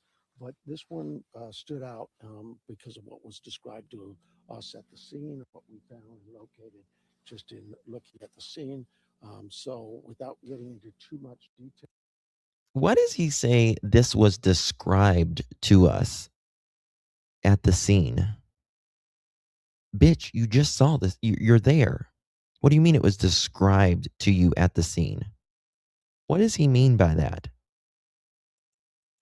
I have to allow my team to do their investigation, and they are going to be doing that. They are in the process. things. Is there anything meaningful about it being homicide detectives, or is that standard? You know, it's not standard. Typically, our homicide team comes out when we have a homicide, a body. This one was of great concern. Something was telling us. What chances are that it's foul play? Would you be willing to give us any idea on that? No, I hope it's not. I hope we find her. I hope we find her safe and sound. But we can't ignore what's in front of us, and we need to take all the precautions we can and deal with what's the evidence is in front of us. You said physical factors, like, you know, physical things, but like also does she have dementia or Alzheimer's, any mental? No, she's what's being reported by family is she's very has no cognitive issues at all. She's very alert, very of good sound mind. Just some physical. 84 years old, and especially now it's as cold as it is. She has some physical ailments that limit her ability to move around. There were some neighbors also looking around for Nancy. Are there He releases the house the next day, right after this. neighbors looking around? Is that a help to you? Well, absolutely. I mean, we in the immediate area, we ourselves with our dog teams and our search and rescue teams, we'd ask them to stay out of that area. But we certainly understand their concerns too. And if they happen to find anybody or see something, anything, call 911. How cold did it get? Oh, she was missing overnight, I take it? She was. Well, she was last seen at about 9:30, 9:45 last night. 9:30, 9:45. Listen. Do you know how cold it got last night? Is that a concern? You know, you guys are going to know that better than I. She was last seen 9:30 or 9:45 last night. Is that a concern, though? Well, it's cool right now. 84 years old. I'm cold. Yeah, no, it's so obviously. When she was last seen, a family had dropped her off at home. Is that correct? Listen. She was last seen by family at 9:45. She was last seen by family at 9:30, 9:45. And did they see her in the home? Listen. Yes. He says, yes, they do see her in the home. And who called in the missing report? The family. You want? Can you say who? You know, I don't have that name in front of me. And is Savannah Guthrie in Tucson or on her way? She is not here. No. What are some things, like if someone sees something, or like what are some things like people should be watching out for in this case? If maybe you ran into her, maybe she wandered off and you ran into her. If you've seen her or anybody like her, call us. You know, even being of good sound mind, you could have an incident that happen that causes you to lose some of your soundness. But I just would tell you that, look, if you've seen this woman since 9:30 last night at any time, give us a call. Let us know. And you said that you've checked with hospitals, and what else? Listen. Well, all of the medical transport teams in the area and hospitals and that. But that's nobody's reported to us that they. He says we've checked the hospitals and the medical transport teams. They have her in their care. Does it being as dark as it is here make it like more difficult to find a missing person?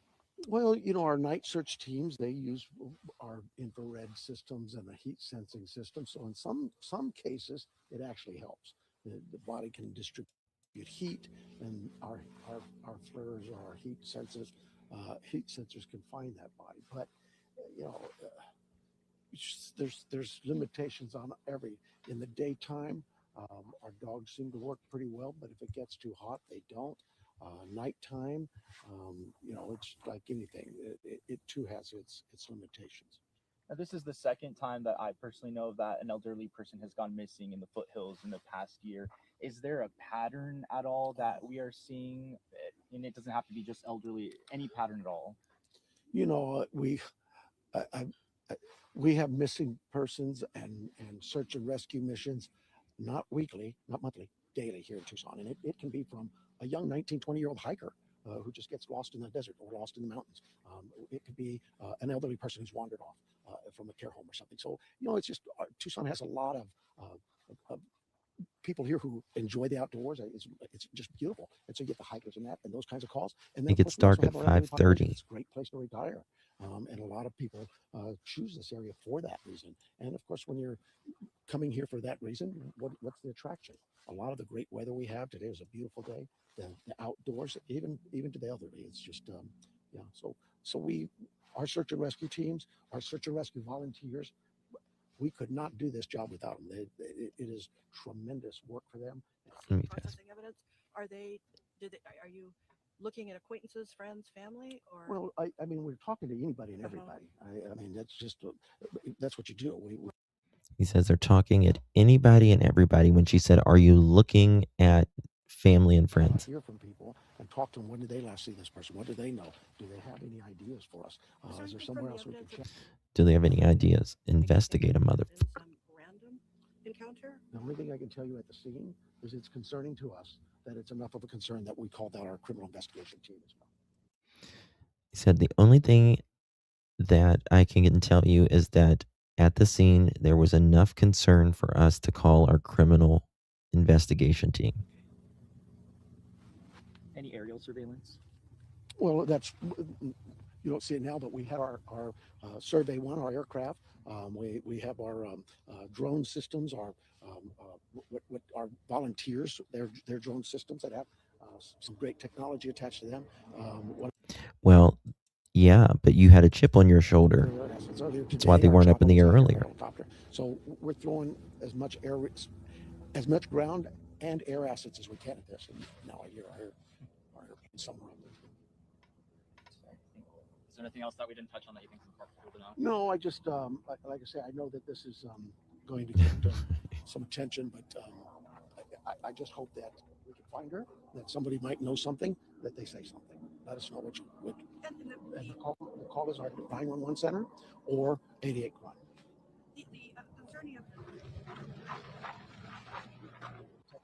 Complete their investigation.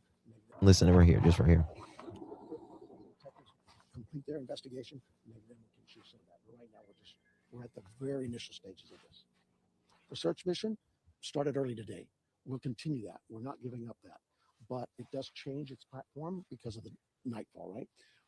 The criminal part of this, the criminal investigation part, is ongoing, and it will continue ongoing until we can resolve this. Thank you. Okay. So we had our search and rescue, our PSAR, our search and rescue association, volunteers, literally hundreds of people out here and searching the area for those dogs that and still no signs. We've we've checked with all the local area hospitals, continue to check. 14, no results. I think what's concerning is what's at the scene, at the home, is of concern to us, so much so we've decided we're going to call out our homicide team. And so they're here, they'll process the home, do what they can there. And they suck. Again, as we speak now, our plane was up just a minute ago. Those things are happening. But that'll transition to a daylight search again tomorrow. We'll continue that. We're not giving up that. We're asking the community help us. If you've seen Miss well, this was Guthrie, February. Give us a call our 911 or 88 crime. But we're just kind of working it from two angles. The criminal investigation side will continue at the house tonight. We're looking through processing that and see what we can learn from that. And we'll just keep going. Does the search for her continue tonight? Absolutely. Yeah. We'll continue that. You know, at some point in time, they've got to transition and settle down, but they've been out all day, like I say, since noon. Nightfall, it's a different type of search. So we change teams and transition then. I'm going to guess that here in a while, that night team will move on and we'll come back at it again tomorrow morning. They reassess it and look at where could they have missed. And just because the homicide team's involved doesn't mean this is a homicide. No, there's no. What we're saying is there's some things there that are concerning to us and we just don't want to miss anything. By God, you fucked up everything. Okay. You said 2 minutes that I need to see this. Is it at minute 2? Let me see here 1 second. There's something here she said I need to see. This is very interesting. I think it was at 2 minutes.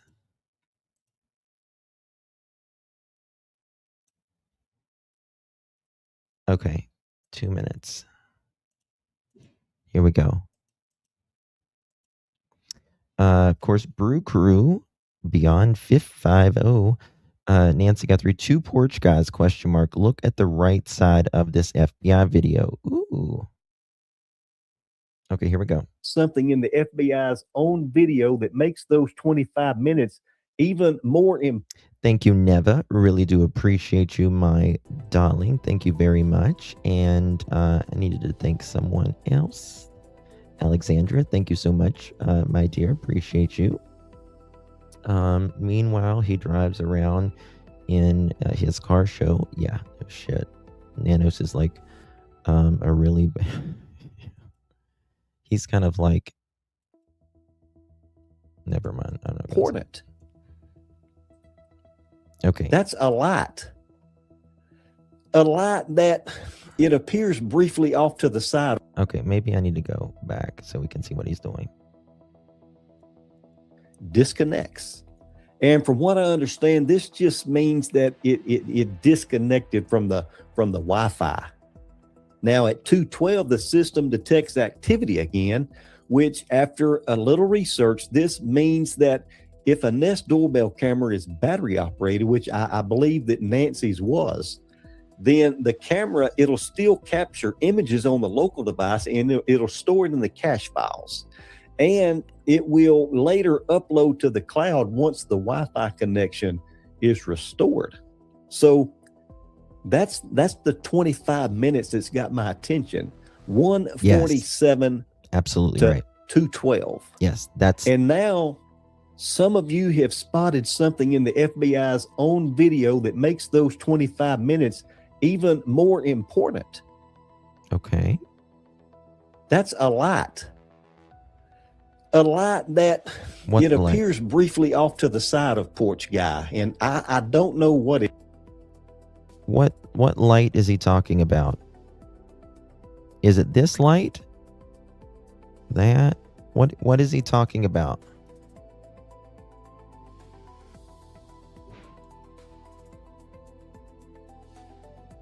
What is he talking about there, I wonder? It is. I don't know who's holding it or whether anybody's holding it.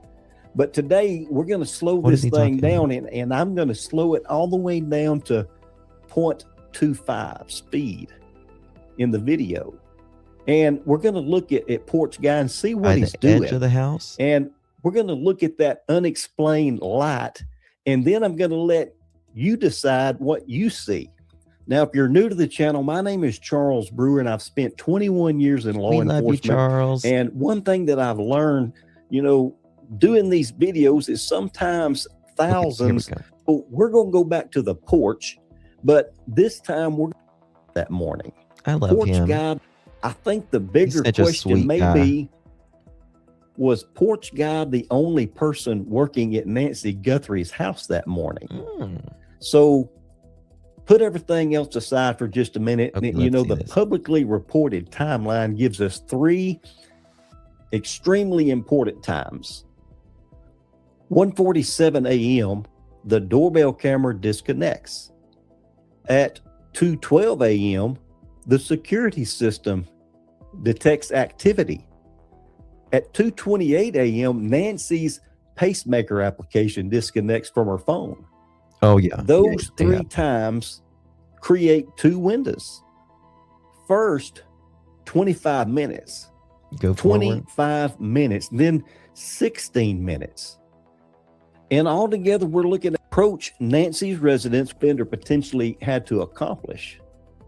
Approach Nancy's residence without attracting attention, deal with the security cameras, gain access to the house, locate Nancy, control an 84-year-old woman, deal with whatever confrontation occurred that resulted in Nancy's blood reportedly being found outside the residence, move Nancy from the house, get her to a vehicle or another. Right, so this guy's going to be right out here when he goes and grabs this. I feel like this guy parked maybe in this area where this road is, or someone. The location and potentially remove or disable additional evidence. And then leave the area without attracting I attention. love his accent. That's a lot. Now, maybe one person did all of it. That's entirely possible. But there's a difference between something being possible and something being the Probable. scenario that makes the most sense. Yes. And that's Possible versus why probable. I've become increasingly interested in those 25 minutes. Same. Now, let's assume that porch guy is alone. He approaches the house. Yep. He's responsible for the camera. He's responsible for gaining entry. He's responsible for Nancy. He's responsible for moving her. He's responsible for whatever happened inside or outside the residence. And he's responsible for getting away. Now, that means that every task happens sequentially. One person, can only physically be in one place at one time. On the right side. If he's dealing with the camera, I think I know what y'all were not talking about. simultaneously preparing a vehicle. And I don't If think I he's agree. inside dealing Let me with check. Nancy, he's not outside watching the street. If he's moving Nancy, he's not simultaneously cleaning something up somewhere else. Yeah, and that's a very, very important point, right? Because this is the thing that's really interesting in my opinion. Like whenever this porch guy, right? So we don't know if this is before or after he has taken Nancy, right? But if it's because we were confused when this first came out, we had the photo of him without the backpack and we were confused. We were like, did he put the backpack down or what? Now we know this is allegedly the 11th. But, if this is after he's already been in the house, right? Think about this. Then somebody's got to maintain Nancy. Somebody has to have Nancy. Now, if this is after he's done whatever he's done with Nancy, right? Well, again, either Nancy's dead at that point or she's in a trunk or someone's with her. It's if she's alive, you have to be either captured to where she couldn't get out of the scenario, i.e. handcuffed, zip strapped, or in a trunk, or and that's kind of what's confusing about this. Let's say with the video, when he's coming up here to cover up the porch lights and all that, he has to come out, or he's just getting there, or he's just getting ready to go in, and Nancy has not been contained yet.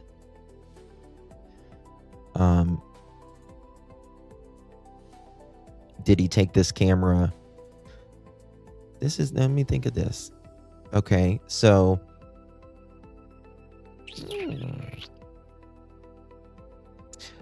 the backlights in the backyard, that one light next to the garage was damaged, right? Did he go to the backyard and damage that light and then go around to the front and take that camera before he did any of this? Or did he go to the front, take that camera, go around back, tear that light off, and then enter? Or did he do this all at the very end? All that effort, but left a huge spray of blood. Yeah. To me, I even wonder, did he even notice? Because you got to remember, blood's dark, right?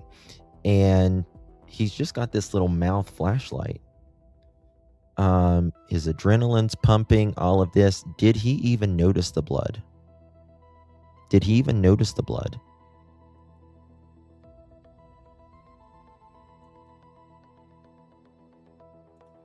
Justin, what if his wife was driving the car and Nancy was in the back of the car while he went back in? Maybe why no one's told. It's very possible. Unless porch guy was furnished a key, he's not getting into that front door security door.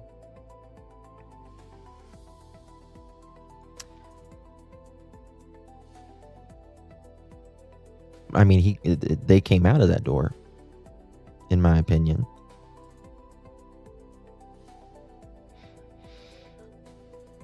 I think he went through the back, in my opinion, and then they went out the front. I don't think he rang the doorbell. I really don't. I think he was trying to take that damn doorbell off. Everything has to happen one step after another. And that's where, time becomes important. Now, don't misunderstand me here, because I'm not telling you that there was another offender. We're testing the scenario. Mm-hmm. But put a second person into that same 25-minute window. Suddenly, tasks can happen simultaneously. One person deals with the camera. Another watches the residents. One person enters and another prepares transportation. One person controls Nancy, another handles the equipment. One person moves Nancy. Another watches for headlights, neighbors, police, or anyone else who could interrupt them. Or summer now, please, the exact same 25 minutes begins to look completely different. And that's what brings us to something that several of you have noticed. We don't know. I mean, if that's the light. I received comments telling me that I needed to go back and watch the FBI video again. Okay, I know that's what I thought he was watch talking the about. right side of the screen. So that's what we're going to do. And before I show you this, I want to establish something. I'm not going to tell you what you're seeing because I don't know. We're dealing with dark, compressed video surveillance footage. Yes. And bingo. Light can reflect. Yes. Infrared cameras can produce strange effects. Very much. Yes. Compression can create shapes that aren't really there. That's why I love this guy because, well, he knows his stuff, number one, and he's been on it, but he doesn't tell you what to think. Like, I don't want to ever tell you guys what to think because everyone, like, I'll give you my opinion on it, but I don't want to tell you guys what to think, like a lot of other people do. Movement can make things appear larger than it actually is. So I'm not identifying this as another person. I'm not identifying, it as a flashlight. I'm certainly not identifying it as a selfie light. I am calling it exactly what I believe that we can safely call it, and that is an unexplained light source. That's a now good watch. Point. It's to the right. I know what he's talking about. Yeah, right there. Let me back it up. Right there. Right there. And I'll tell you my opinion on it in a second.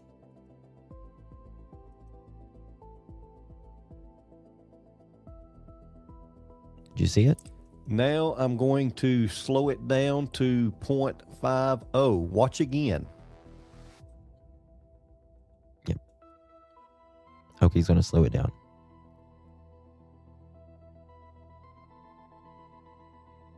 Now look at the right side of your screen. Don't watch porch guy. Watch over here. There. Right there. The light appears. And what caught the attention of some of you wasn't simply that there was a light. It was the apparent movement of the light. Some viewers believe that they're seeing it move from a higher position downwards. Others believe that they can actually make out something resembling a hand around it. Now, one viewer believes that it could be a small rectangular selfie style light being held by another person. And that's an interesting theory, but we're not going to turn a theory into evidence. Right. Now, let's watch it again That's what I frame by think it is. frame. Looking.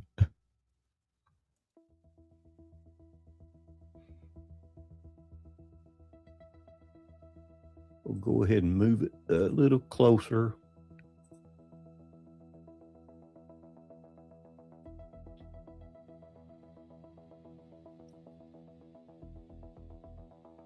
Now, does the light remain stationary, or does its position change? Because movement matters. If we're simply seeing a fixed porch light or reflection, we'd expect certain characteristics. If the source itself moves, now we have a different problem to explain. Now, what's the relationship between the light and everything that surrounds it? What do you guys think it is? Do you guys think it's someone else? Do you think it's a reflection? Do you think it's another person? Let's watch it again.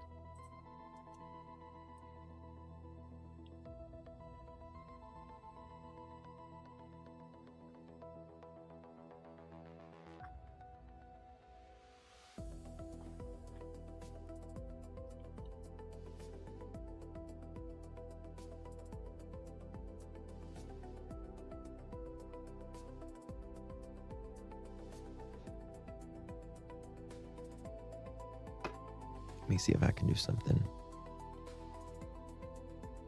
Oh, my phone's about to die. I don't know if it'll work. What caused that? This may be even more important. Watch the porch guy, then watch the light. Are their movements connected? In other words, when porch guy moves, does the light move away from what would suggest that it's attached to him or something that he's carrying? Or does it appear to move independently? That's what I want you watching, because independent movement would be far more interesting than just simply seeing a flashlight or a. I got to remember, this is night vision, right? And night vision drastically. So you can, like, if you have a night vision, if you have a night vision camera and you put it in a black room, just completely black, and there's just like a little crack of daylight, it will think it's from his shoulder. Flash of a light. Now, there are several possibilities. It could be some type of flashlight. It could be an electronic device. I think that it is from his flashlight. The light is shining at the glass or the door or the camera, and it's beaming back, in my opinion. That's just my opinion on it. It could be equipment associated with the porch guy, and it could just be a reflected light. It could be an infrared, or camera artifact. It could be something associated with the movement around the Nest camera. Mm-hmm. And yes, it could conceivably be something being carried by another person. The video has to speak for itself. And this is where today's discussion changes, because we're not examining the light in isolation. We're examining it alongside those 25 unexplained minutes. Mm-hmm. At 1:47, the camera That's a good point. disconnects. 25 minutes later, the system detects activity. 16 minutes after that, Nancy's pacemaker application disconnects from her phone.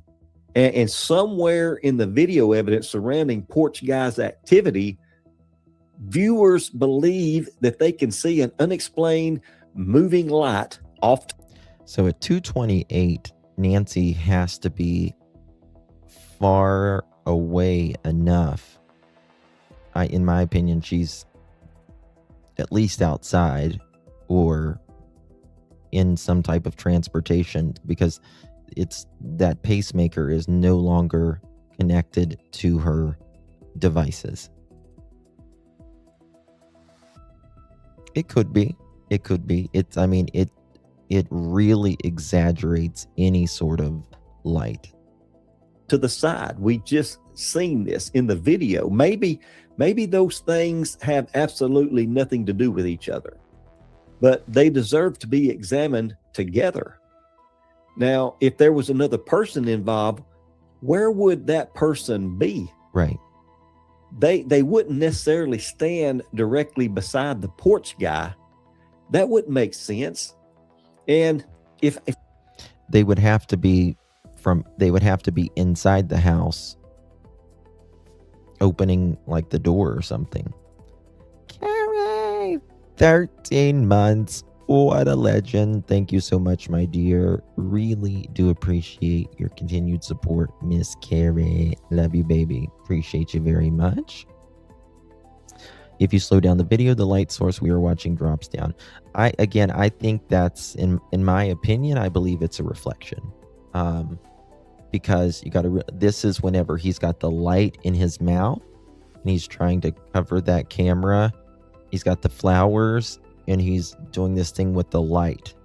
So the light is covered up by the camera, or the flowers is covering up the camera. If I'm planning something like this with another person, I want somebody watching what I cannot watch. Maybe the road or the driveway or the neighboring houses and the headlights. People walking dogs at 2 o'clock in the morning. That's unheard of. Someone unexpectedly maybe coming home. You're right, Charles. The police, anything that threatens the operation. And if somebody is manipulating a security camera, having another person provide light while staying partially concealed isn't an impossible scenario. But again, possible isn't proof. That's the line that we have to maintain. Yep, that's the hard part. What if porch guy isn't the person responsible for every action occurring during those 25 minutes? Think about that. We've actually focused on him because... That's a good point. I mean, I think porch guy is the main guy, if you will. I don't think he's some decoy. A lot of people think this guy's a decoy.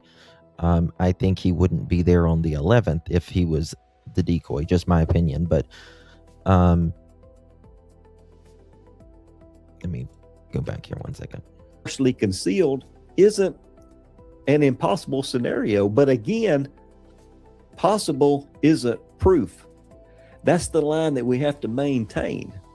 Now, what if... Listen to this. Porch guy isn't the person responsible for every action occurring during those 25 minutes. Think about that. Because remember, there's disconnecting and then there's someone being spotted on camera again. Maybe there's someone out back right now breaking the light. Maybe someone is cracking the door. We don't know. But the more people you got there, the more DNA can become available. We've actually focused on him because Carol. He's the person that we can see. Police officer, human judge. beings do that. We see the person on the camera unconsciously build the entire crime around that individual. But cameras have boundaries. They show what's inside the frame. They don't show what's standing 5 feet outside it. They don't show what's happening around the corner of the house. I wish we had more cameras. They don't show who's sitting inside a vehicle. They don't show who's watching the road. And they don't show what's happening simultaneously somewhere else on the property. That's why this little light interests me. Not because it proves anything, but just because it reminds us that the camera frame isn't necessarily the crime scene. It's only a small... The camera frame isn't necessarily the crime scene. It's only a window into it, yeah. This little light of mine, I'm gonna let it shine. I truly believe that's a reflection because he's putting his hand over his eyes, looking into, yes. I truly believe it's a reflection too. All into the crime scene. Now, let's put our scenario side by side. You know, scenario one, porch guy acted alone. He conducts surveillance. He approaches Nancy's home. He handles the security system. He gains entry and he controls Nancy.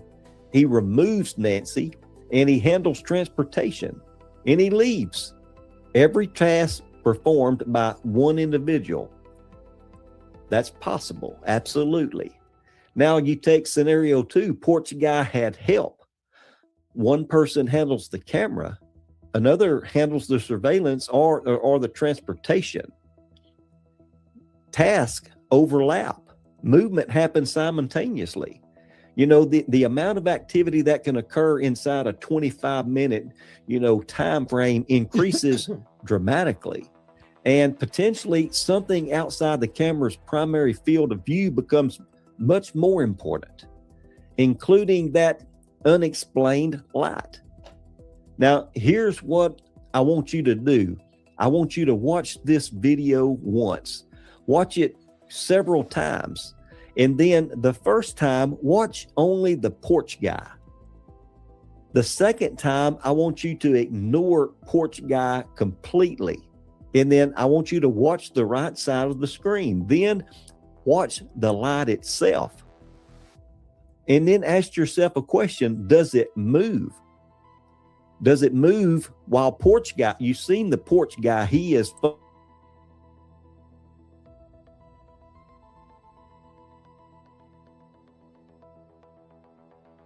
it's not moving, it's stationary. Does it appear to be carried, or does it eliminate anything around it? Does its movement correspond with the porch guy, or does it appear independent? And here's something especially important. If you think you see a hand fingers another person or particular device, tell me exactly what frame or second that you're looking at, because I want the brew crew examining the same evidence instead of everyone looking at different moments. And that deserves another look, because location disconnected. 5 minutes passed between the video. Now viewers have identified something unusual in the FBI video, and that deserves another look, because maybe it's nothing. Maybe it's just easily explained. You see it right there. Or maybe thousands of people have watched porch guy so closely that we've overlooked something happening only just a few feet away from him. I want you to look at the video yourself. I want you to look at the light. Look at the movement. Then I want you to tell me what you see. Not what someone else told you to see. Now I'm going to slow it down to 0.50. Watch again.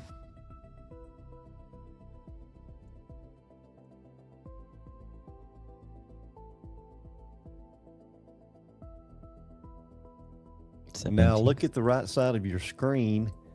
Don't watch porch guy. Watch over here. There. The light appears. There. The light appears. Okay, so right down here is the doorknob. That's the doorknob. This is the deadbolt. Right? So the door is still shut. The door has to be still shut. Right?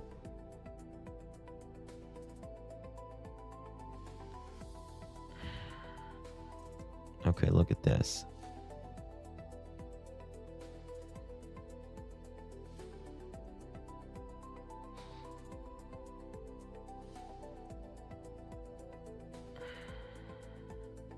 Let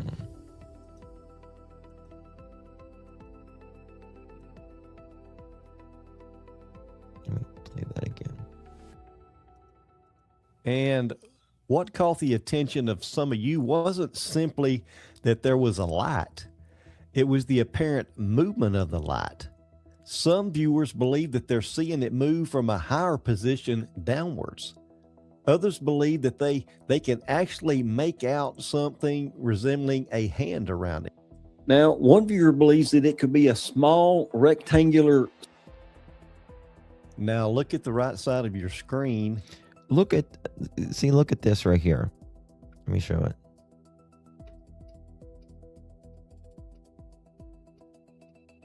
Now, look at the right. You see how like his light, like his head's up here, but you see how it's like lighting up the plants even? Side of your screen. See how it's like his mouth is up here. Screen. Okay. Now his hand's over here. His face is right there. Don't watch porch. Oops, let me do this. Guy. Watch over here. Okay. Did y'all notice that? There was another little reflection right there. Watch. Of your screen. Don't watch. You see it? You see it? You see it? It's a reflection. Now look at the right side of your screen. See, you can start seeing a halo right there. Don't watch. You see it? We passed it again. Now look at the right side of your screen. Don't. Right there. See? There's a halo over here. See that right there? Where's this halo coming from? He don't have someone on the right and the left of him. See what I mean? These night vision, they really, I cannot stress to you enough how one little, just a teeny tiny reflection will light up everything. Like, for instance, the night sky. If you have a night vision outside, the night sky looks daylight. It looks daylight. Right? And this reflection only comes from this side and right over here. One second. Who is this bastard?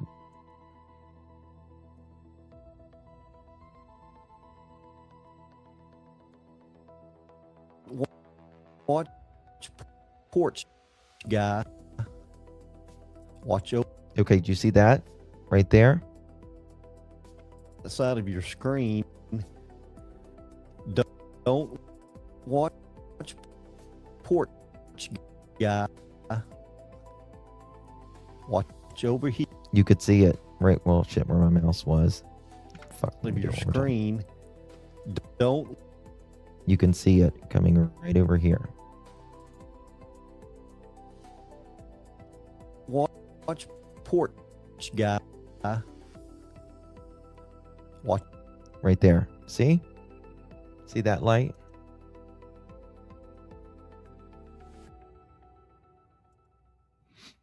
I'm saying it's a reflection. Right there. See right there?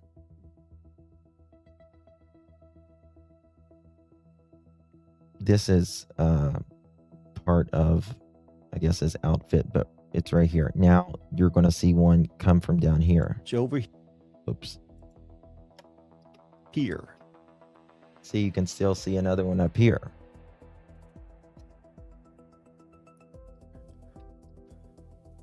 There. Right there. And it's when he gets closer to the porch, or closer to the camera. They could possibly know her bedroom by her lighting. being on while she's reading or getting ready for bed. I doubt that she ran lights in the spare bedroom tonight. Very possible. Is there a neighborhood light back behind him? Yeah, I mean, like, where you like the sidewalk is? Yes. I think these are just reflections, if you ask me. The light appears. And what caught the attention of some of you wasn't simply that there was a light. It was the apparent movement of the light. Some viewers believe that they're seeing it move from a higher position downwards. I think it's just where he's moving his neck, in my opinion. I don't think it is. I don't think it is too bright. Let me try this.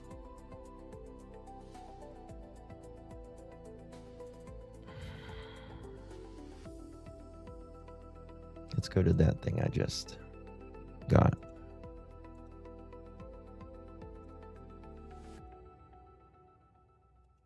So I just took this screenshot.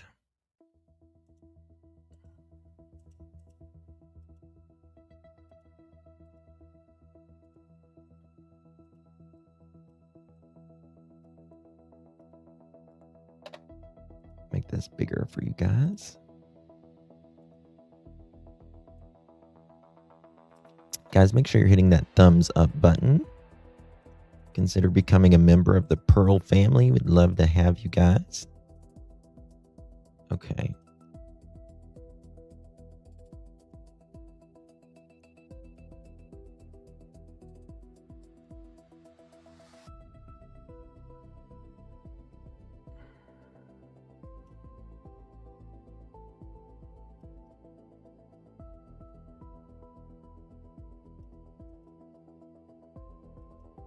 You motherfucker. Who are you?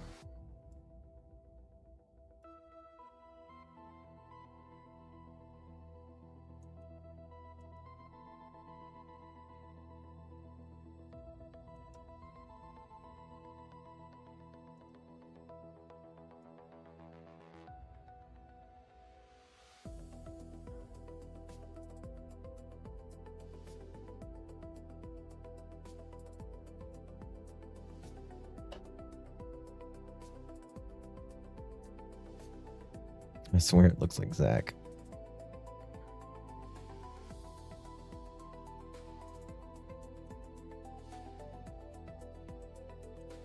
But then look at this right here.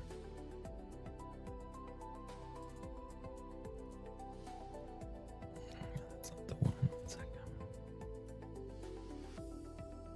Let me find it.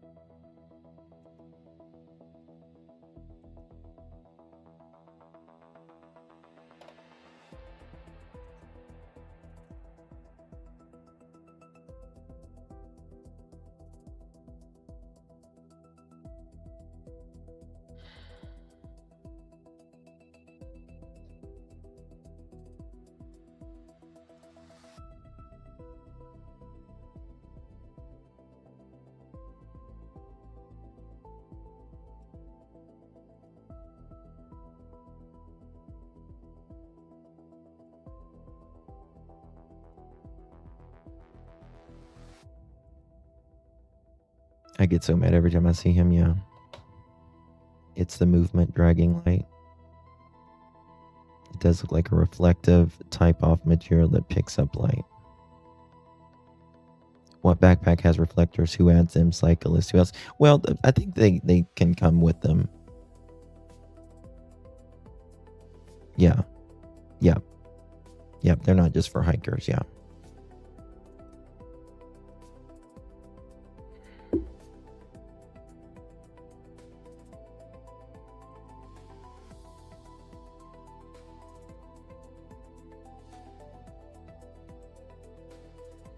He's definitely got facial hair.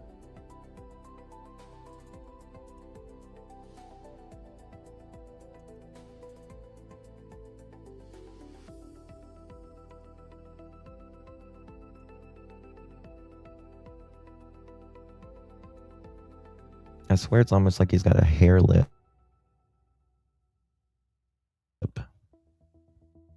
But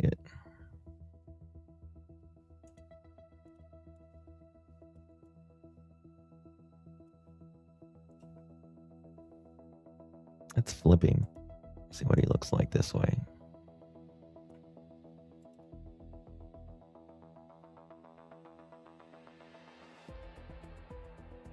It's so interesting to flip them whenever you are used to seeing the picture one way. Are there any pictures of Zach wearing a backpack? I mean, this is the... Again, I'm not saying it's Zach, but...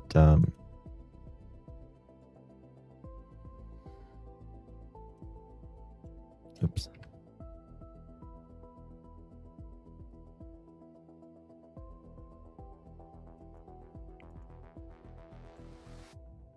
He has a bowl cut? You think he has a bowl cut? I know. I honest to God thought once they put this video and this picture out, they would have known him within 24 hours. I thought someone is going to call like that. But I think this guy just does not have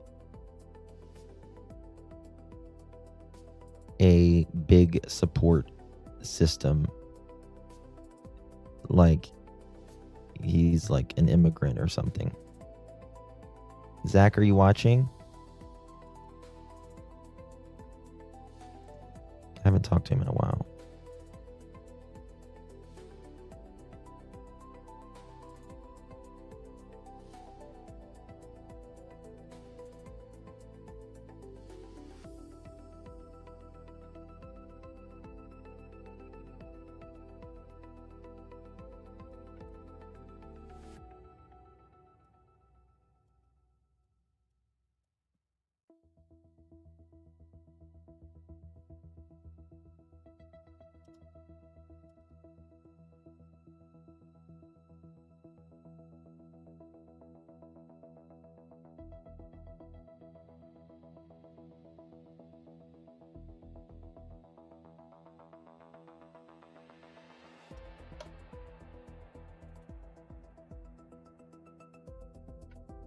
Let me show you this one.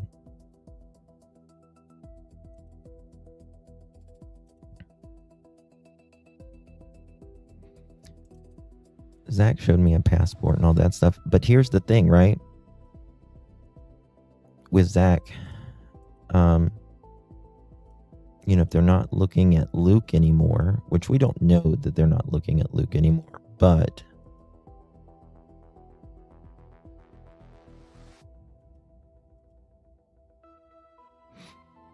where is that picture at?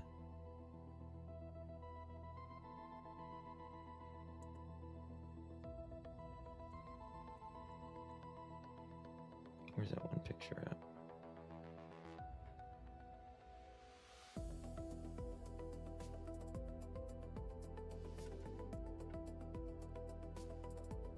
That one's an AI picture right there. That one is.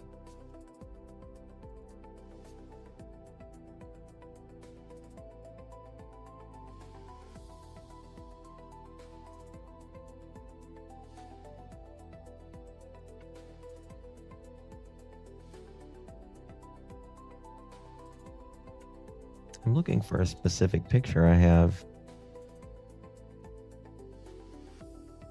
Maybe it's not on this one.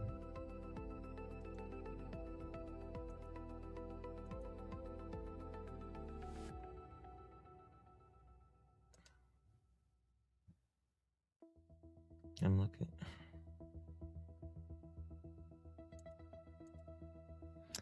I've never thought the porch guy was Luke, really.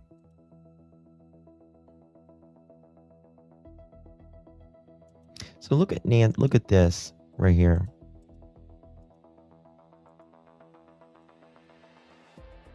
So if you see this porch, right? Like porch guy, he's taking off this right here, right? He's taking off the camera. You can see in the camera, you can see this, you can see the deadbolt, and you can see this right here, right? And I think the light is coming, reflecting off somewhere on this area when he's standing right there, maybe the side of the door, whatever, maybe from the glass, and it's coming back.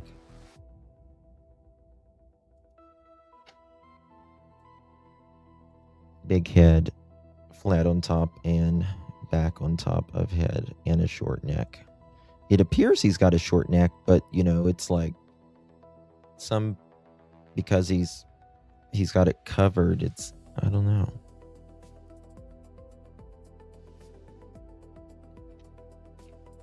One Carlos.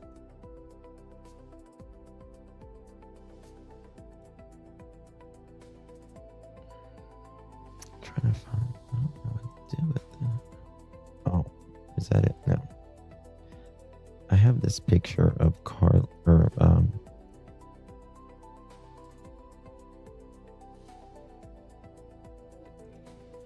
it's the side profile, but I don't know where it's at all. I don't think old dude, what's his name? Carlos. I don't think he has anything to do with it. I really don't. Derek Kaella, I think he's just a fraudster, if you ask me.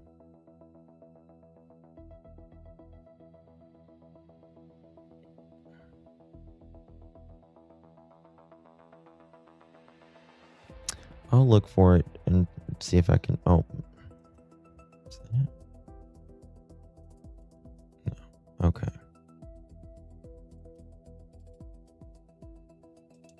Check this out. Had to cover up the pews.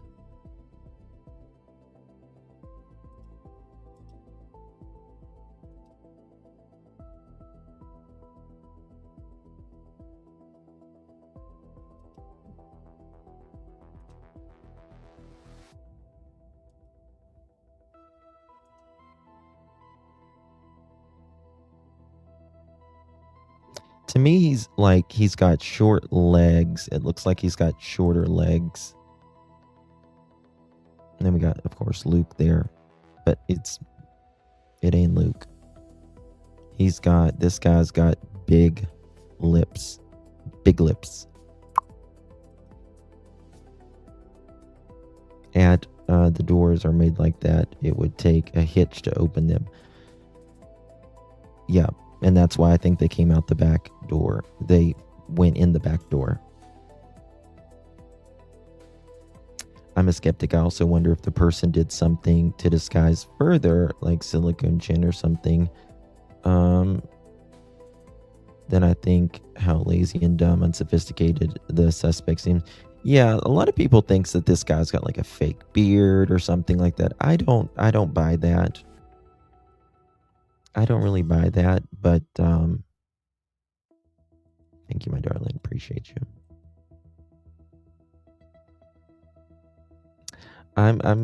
We're still working on some things, Lisa. I need to talk to Zach. I probably should contact him. Hold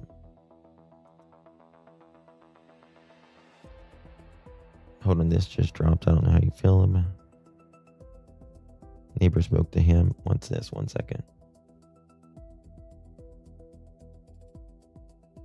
Hold on, 1 second. 1 second.